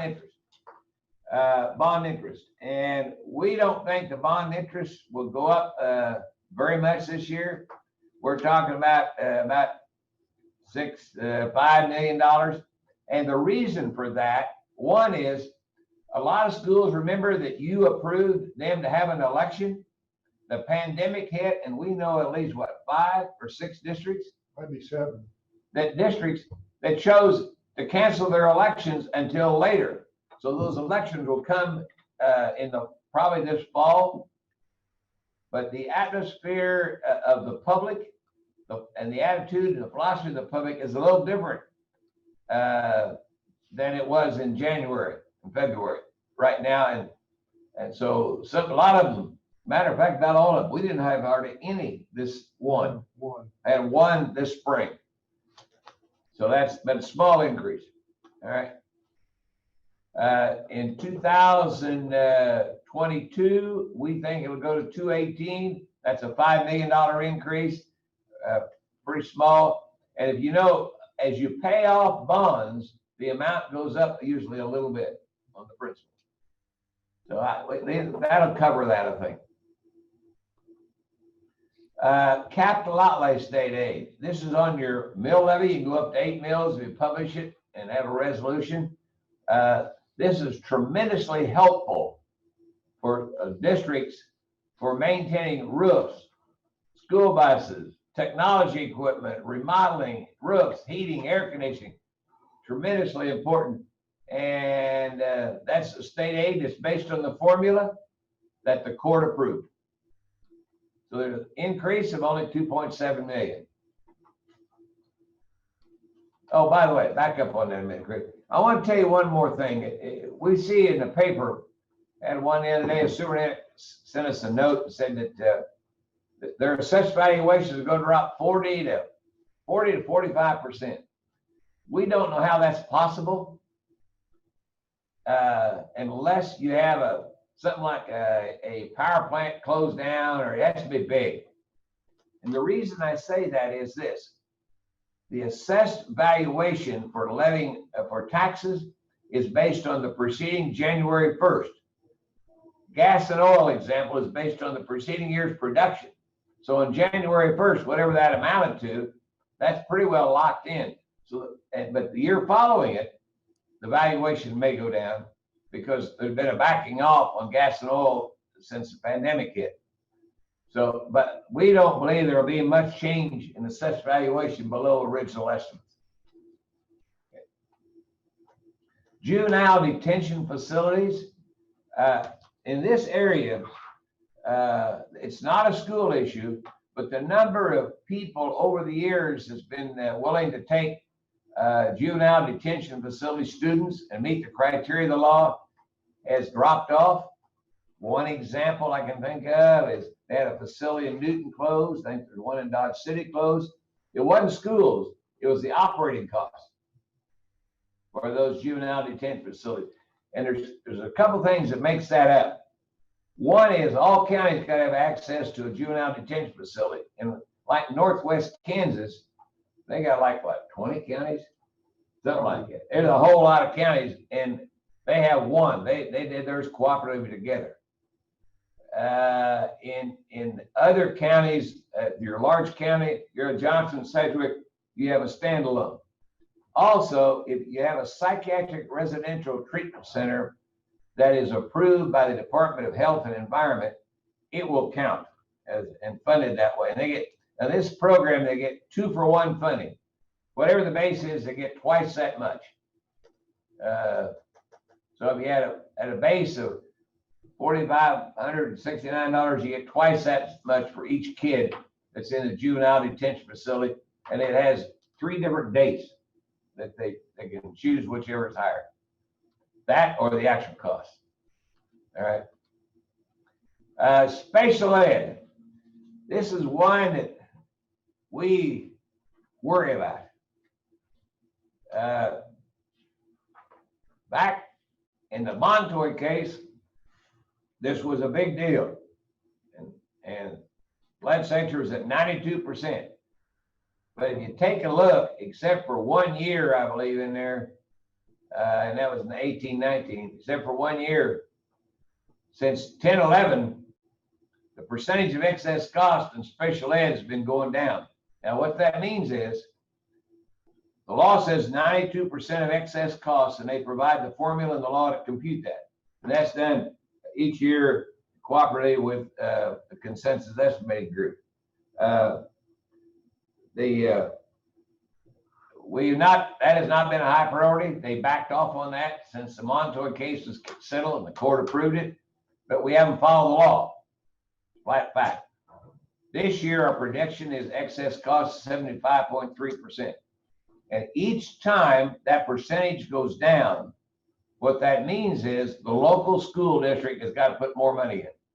Just, that'll be a simpler way of saying that, but they got to come up with more money locally. And that's one reason the $7 or $8 million they're going to get this year CARES money will really help out, because it's going up a little bit, about $7.5 million. But bottom line is, you'll hear your co-op saying, I got to put more money in the co-op. There's always a disagreement. When there's an increase to the districts from the co-op, there's usually Craig, would the best way to say it, a strong discussion. Yes. That's a play, ladies. Yeah. So, okay, so in this one, we gave you some options to think about when we meet next month. Let's go to the next slide. By the way, this is a background of what we estimated per teacher, or no, what we actually paid per teacher. And in 1920, the current year, Craig, we got about $200 above that. And the reason that we was able to pay the $30,000 roughly per teacher was, you'd be surprised. We added the number of teachers we thought we'd add. We added that plus a few more. Yes. But what happened was transportation or special ed kids kind of shut down about mid-March. And so we pay 80% of that cost. And so therefore it backed down and we're up to, we didn't break even with 18, 19, but we got up to 30,000, a little over. This is going to continue to go down. And 2021, I think it will drop out, and $7.5 million on $1 billion expenditure will not keep up with the excess cost. Won't do it. That's in law, $7.5 million, and but we're going to drop 72 to 69+% on excess costs. So you'll hear some of your co-ops, local districts complain about that. Okay, that's option one. Accept the $7.5 million and smile and say thank you. The next one, option two. You can pick another percentage. If you want to go to 92%, it takes $169 million. Remember, we went through this the last 2 or 3 years, and $7.5 million will not keep up with $1 billion expenditure. Now it's about $1.1 billion. So you can see whatever excess cost percentage, the law is 92. You can pick the percentage you want. There's no scientific thing behind it. It's what you think there's a chance of getting that you want to support. All right. Option three, if you want to take an average over the next 4 years, say ask for $63 million plus each year for the next 5 years. And what you do, just average it out. It's a little bit like the governor has wanted to do with capers, wanted to do actuarially so many dollars over a 20-year period. Well, this will be over a 5-year period. Just another option. Parents as teachers, that amount this year, we will come close to the 8.4, be slightly under that.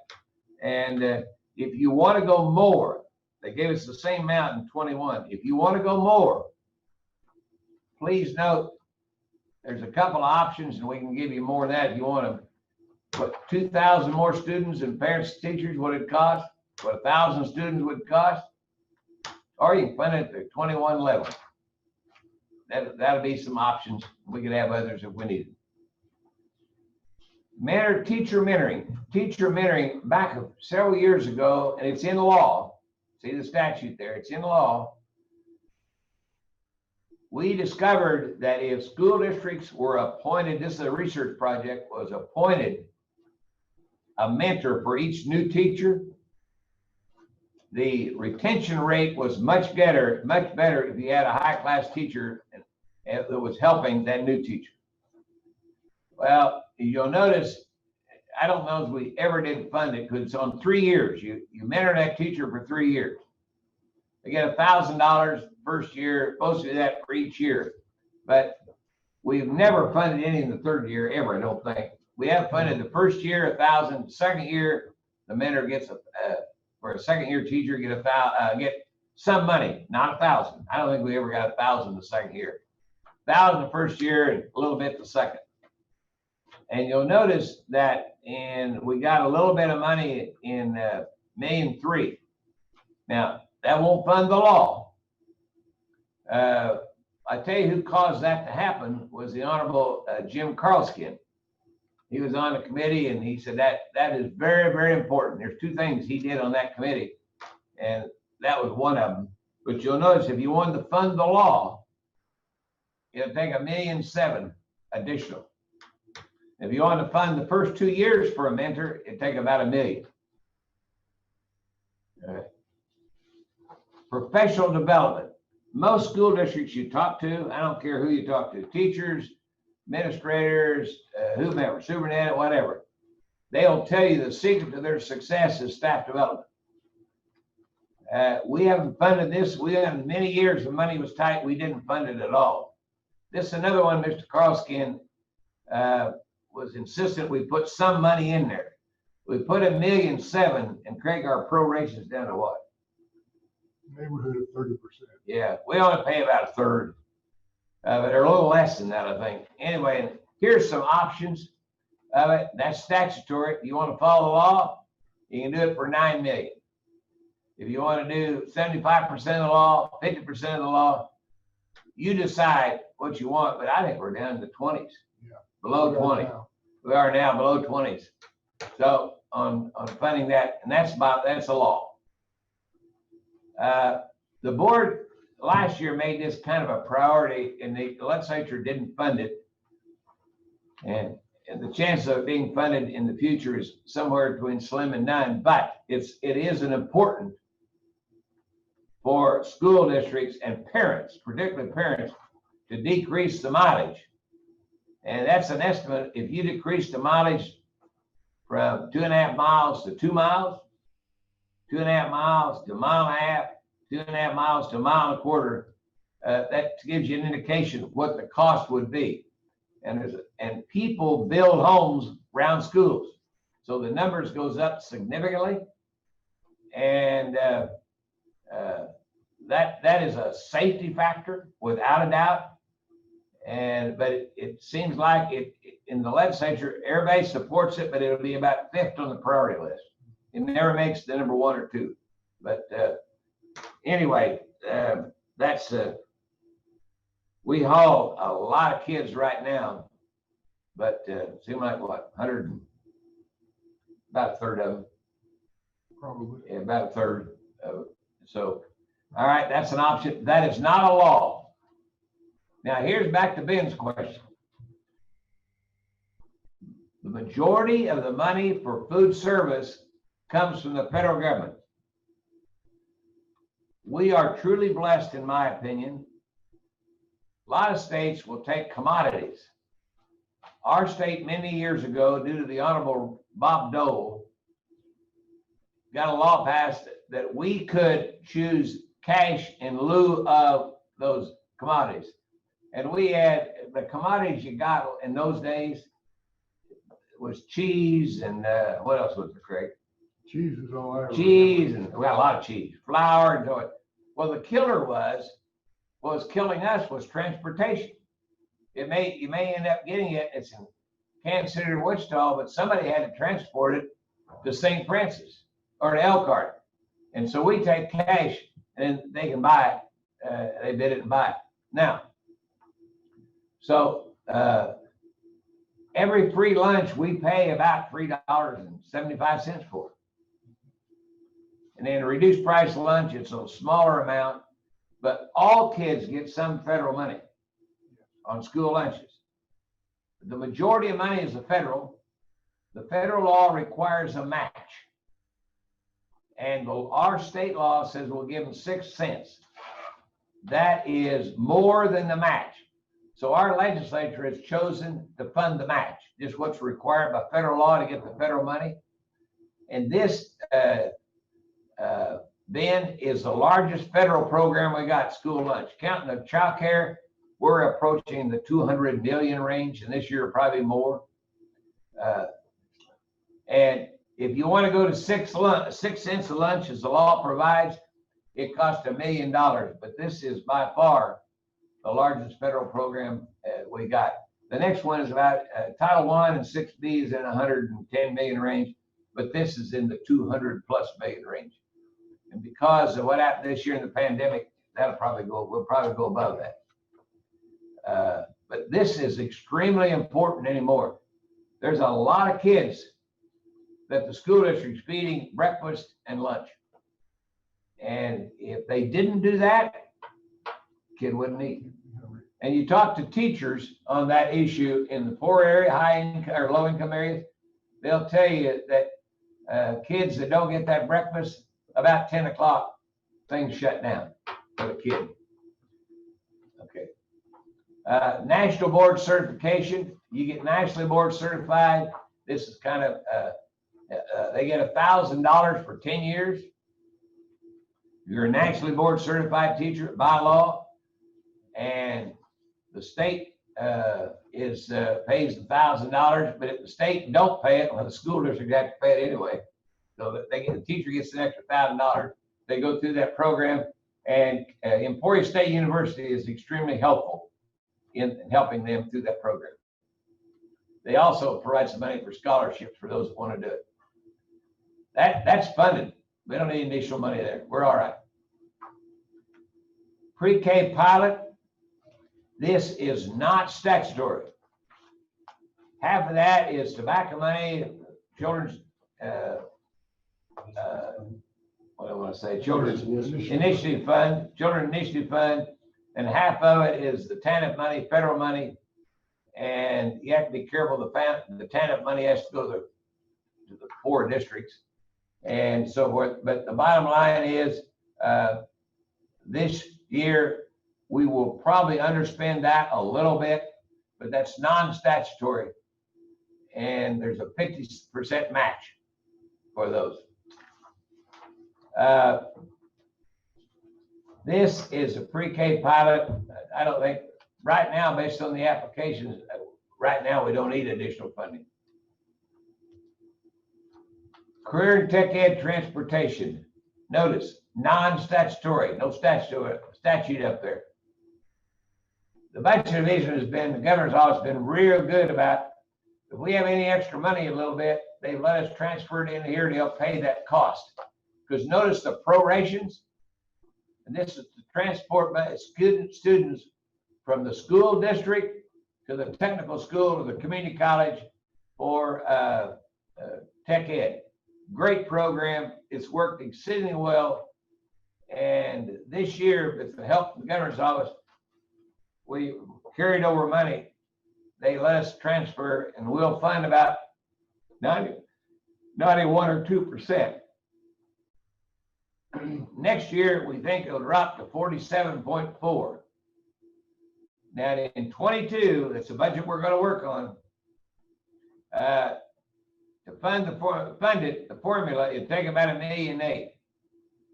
You want to keep the same amount in 2021, it'd be about $650,000 without the extra money that we got to add it to the carryover. Now, I want to tell you, this is non-statutory, and it would not surprise me in these non-statutory programs if the governor wouldn't cut those if they're not statutory. Now, I'm not saying all of them, but I think they'll be looked at and scrutinized very carefully if they're not statutory. And this is one that's not statutory. Back up a minute. Also, I want to mention that back up again. The pre-K pilot is not statutory. So you have to say that's a vulnerable one. Right. Discretionary grants, non-statutory. I think you'd have to say these are vulnerable. These are after-school programs, middle school program, after school. The amount of money in those programs don't go very far. On a statewide basis, don't go very far. And really what it is, the board has to approve those each year. And what it is, it's pretty much a continuation of the program. You wouldn't want to, if you got a good program, you don't want to go out and cut it and start something else and cut it. So it pretty much goes to districts that have been doing it. If you want to maintain it, $312,500. This is a super program, but it's not statutory. Microsoft has a lot of certificates out there for kids. You get the back, you can take that test, whether it's in high school or whether you get the training over at the technical college, community college. If you're enrolled in high school, why the state, in essence, will pay for the certificate. no cost to the kid. And many of those kids get 2 or 3 certificates. They can go out, they get the Microsoft certificates. They can go out and make as much money as their teacher making. And, but the other thing that's interesting about this, we have to bid this. But the only place you can go is Microsoft, number one. And number two, Microsoft don't take bids like that. They give it to subsidiaries. So, yeah, and this is called Journey Ed. And Journey Ed has authority for this part of the state, of the country. So if we want to bid on that, and they've been good to work with, we give them $500,000. Any high school kid can take the Microsoft technology assessments and get a certificate if they pass it. That's again, non-statutory, could be vulnerable. Okay. Juvenile Transitional Crisis Pilot Program. It was in Beloit. They've gotten that great. What? This third year? This will be the third year coming up. Third year coming up. And these are kids that are at risk with severe or with disabilities. Beloit's done a super job with this. It's non-statutory. I'd say it's vulnerable. Anything non-statutory is vulnerable. And I think this is one that is. And again, it's the only program in the state like it. It's set up for Beloit. Safe and Secure Schools. This program is strongly supported of the speaker and came out of House Appropriations Committee as a general rule. And that money's been appropriated for the current year.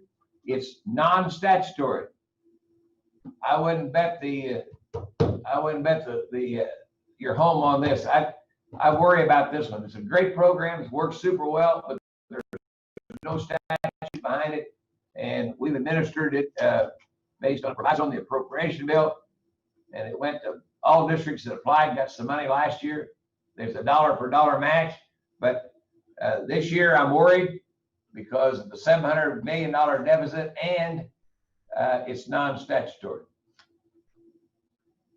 That continues what it costs. Okay, the mental health intervention program. We talked about that with you yesterday. In 21, you'll notice they raise the money each year, and the number of schools we think will expand. We think will involve as many as 4,500 kids, not a lot of money.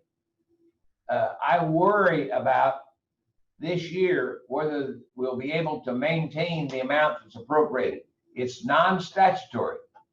It's a proviso. That's it. The appropriation bill. Oh, appropriate the money to it. That $12,673,000. The governor is very supportive of the mental health program, but it's non-statutory. So I think the increase in that at least would be vulnerable. The whole thing could be vulnerable, but I think the real important part is the increase.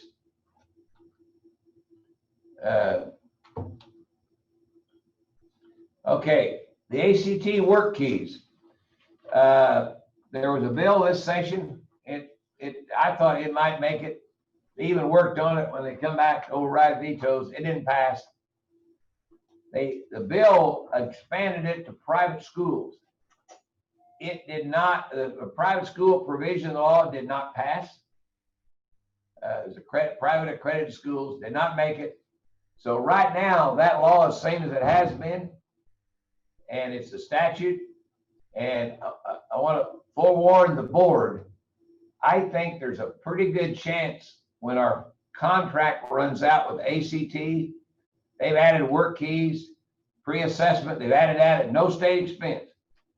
When you get ready to bid this next time, we think the cost will go up.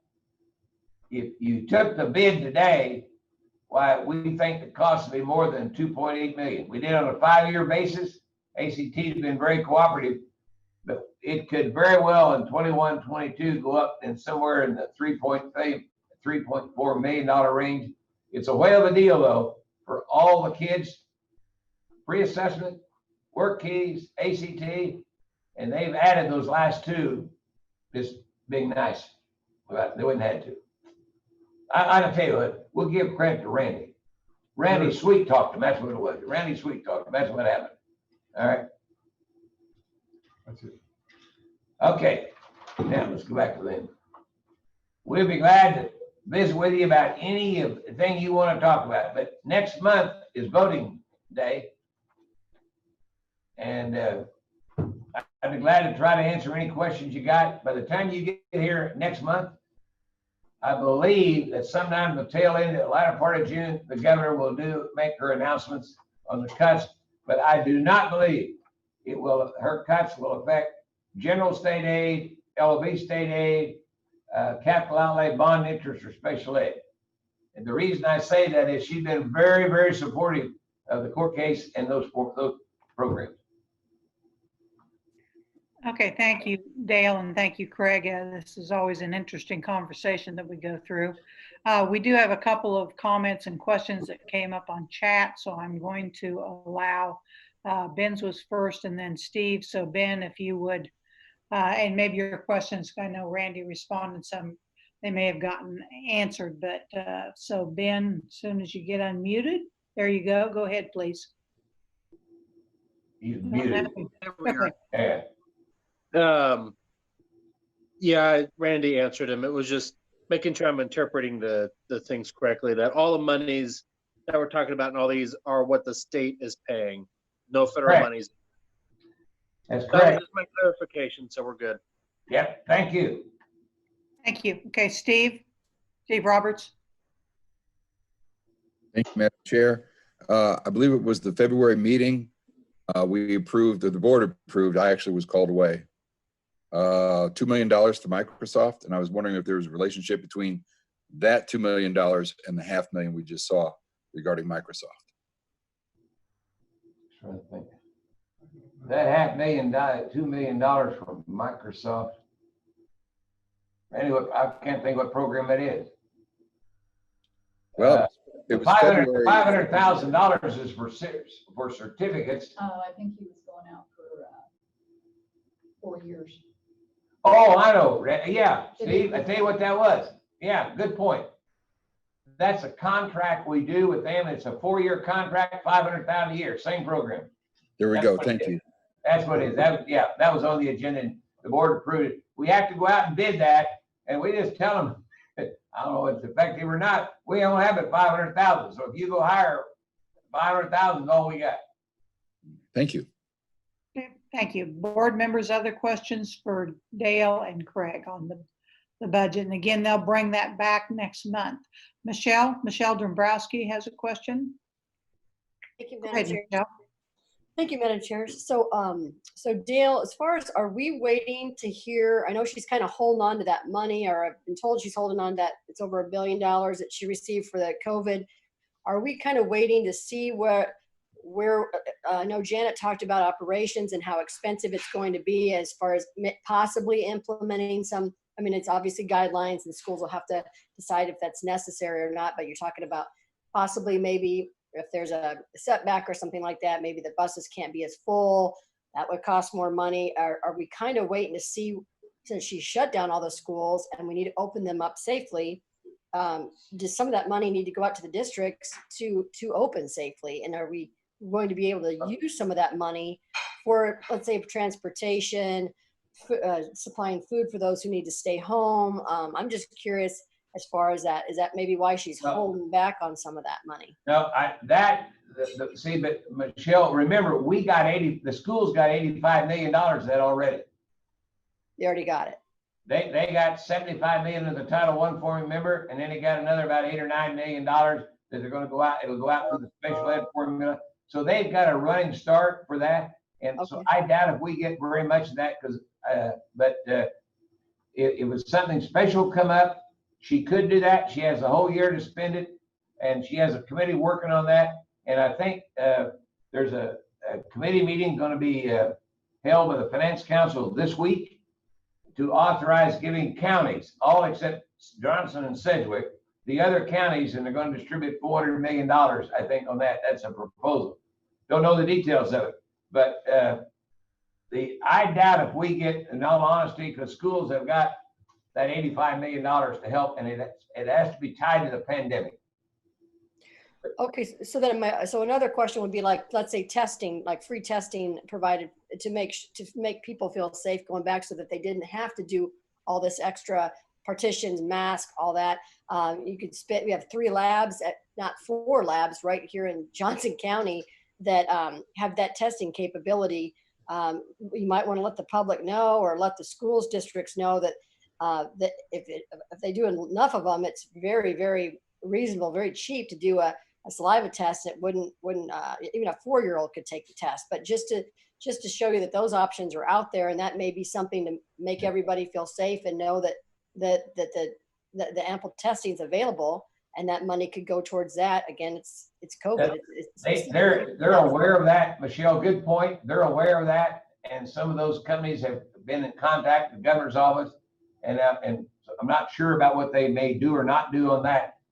But she has 1.2 billion to spend, but they're quite well aware of that because those companies have contacted her, and some even offered a deal. Yeah. Okay. Very good. I just want to make that. Available to the public so that they know about that. So thank you. Thank you, Michelle. Board members, other questions for Dale and Craig? Okay, well, Dale and Craig, thank you very much. And we know you'll be back with us next month. Well, actually, you're every month here with us. So. Before we leave, I might just mention to you too, in the room with us, we got Stephanie Smith, who's our in-house chief accountant deal. And she's going to retire at about 42. And is that what you said? And the gentleman over here behind me is John Hess, who's taking her place. And the other gentleman kind of monitoring and keeping us straight is Ron Nitcher, who's worked part-time for us on budget issues for quite some time. Well, welcome to our meeting to everybody. Thank you for what you're doing, and for the retiree, congratulations. Guys, this budget is about 50% of the state budget, so it's pretty dang important. Very important. Very important. Thank you. Thank you all. Okay, well, thank you very much. That was the conversation as far as budget, and that will come back to us next month. We do vote on that, just to give a recommendation to the board. To the governor. We now have an executive session. So Janet Waugh, I would ask you to read the request for executive session. And maybe Janet start it in about 10 minutes so that we can get everyone off of Zoom and stop the live feed to YouTube and then come back, if you don't mind. Okay, so when you read it, then it'll start at what, 11:40? Does that work? That's 8 minutes. It's 11:32 right now. So 11:42. That'd be fine. 11:42? Okay, good, Janet. Okay, here we go. Thank you, Madam Chair. I move that the Kansas State Board of Education recess into executive session to discuss the subject of an individual employee's performance, which is justified pursuant to the non-elected personnel exception under COMA in order to protect the privacy interest of the individual to be discussed. The session will begin at, 11:42, and will end for 20 minutes, and will end at 12:02, correct? 12:02. Okay, let's see. No action will be taken during this session, and the open meeting will resume in this Zoom room at 12:02. Okay, so we have a motion. Do we have a second? And if you could invite me to join the board. Oh, I'm sorry. Yes, I forgot that part. Yes, Commissioner Randy Watson is invited to join the executive session. Okay, and I see we had a second by Steve Roberts. All in favor, please raise your hand. And Jean, I think's on the phone, but I'm not sure she can speak. So we'll have to say it's a 9-0. I don't know if Jean will be able to join us in there or not. Okay, so we'll come back at in 9 minutes, and then they'll have the Zoom all ready for us. Thank you. Okay, all right. Well, thank you very much. We are out of this Kansas State Board of Education is out of executive session. I would like to thank everybody for participating this month in our Zoom virtual meeting. We really hope to be back live in July in Topeka at our meeting, and maybe needing still to do some appropriate social distancing. We'll see. But thanks to everybody for their hard work today and yesterday on this session, on our virtual session. At this time, I would adjourn the July State Board of Education meeting. Thank you very much, and hope to see you all next month in Topeka. Thank you.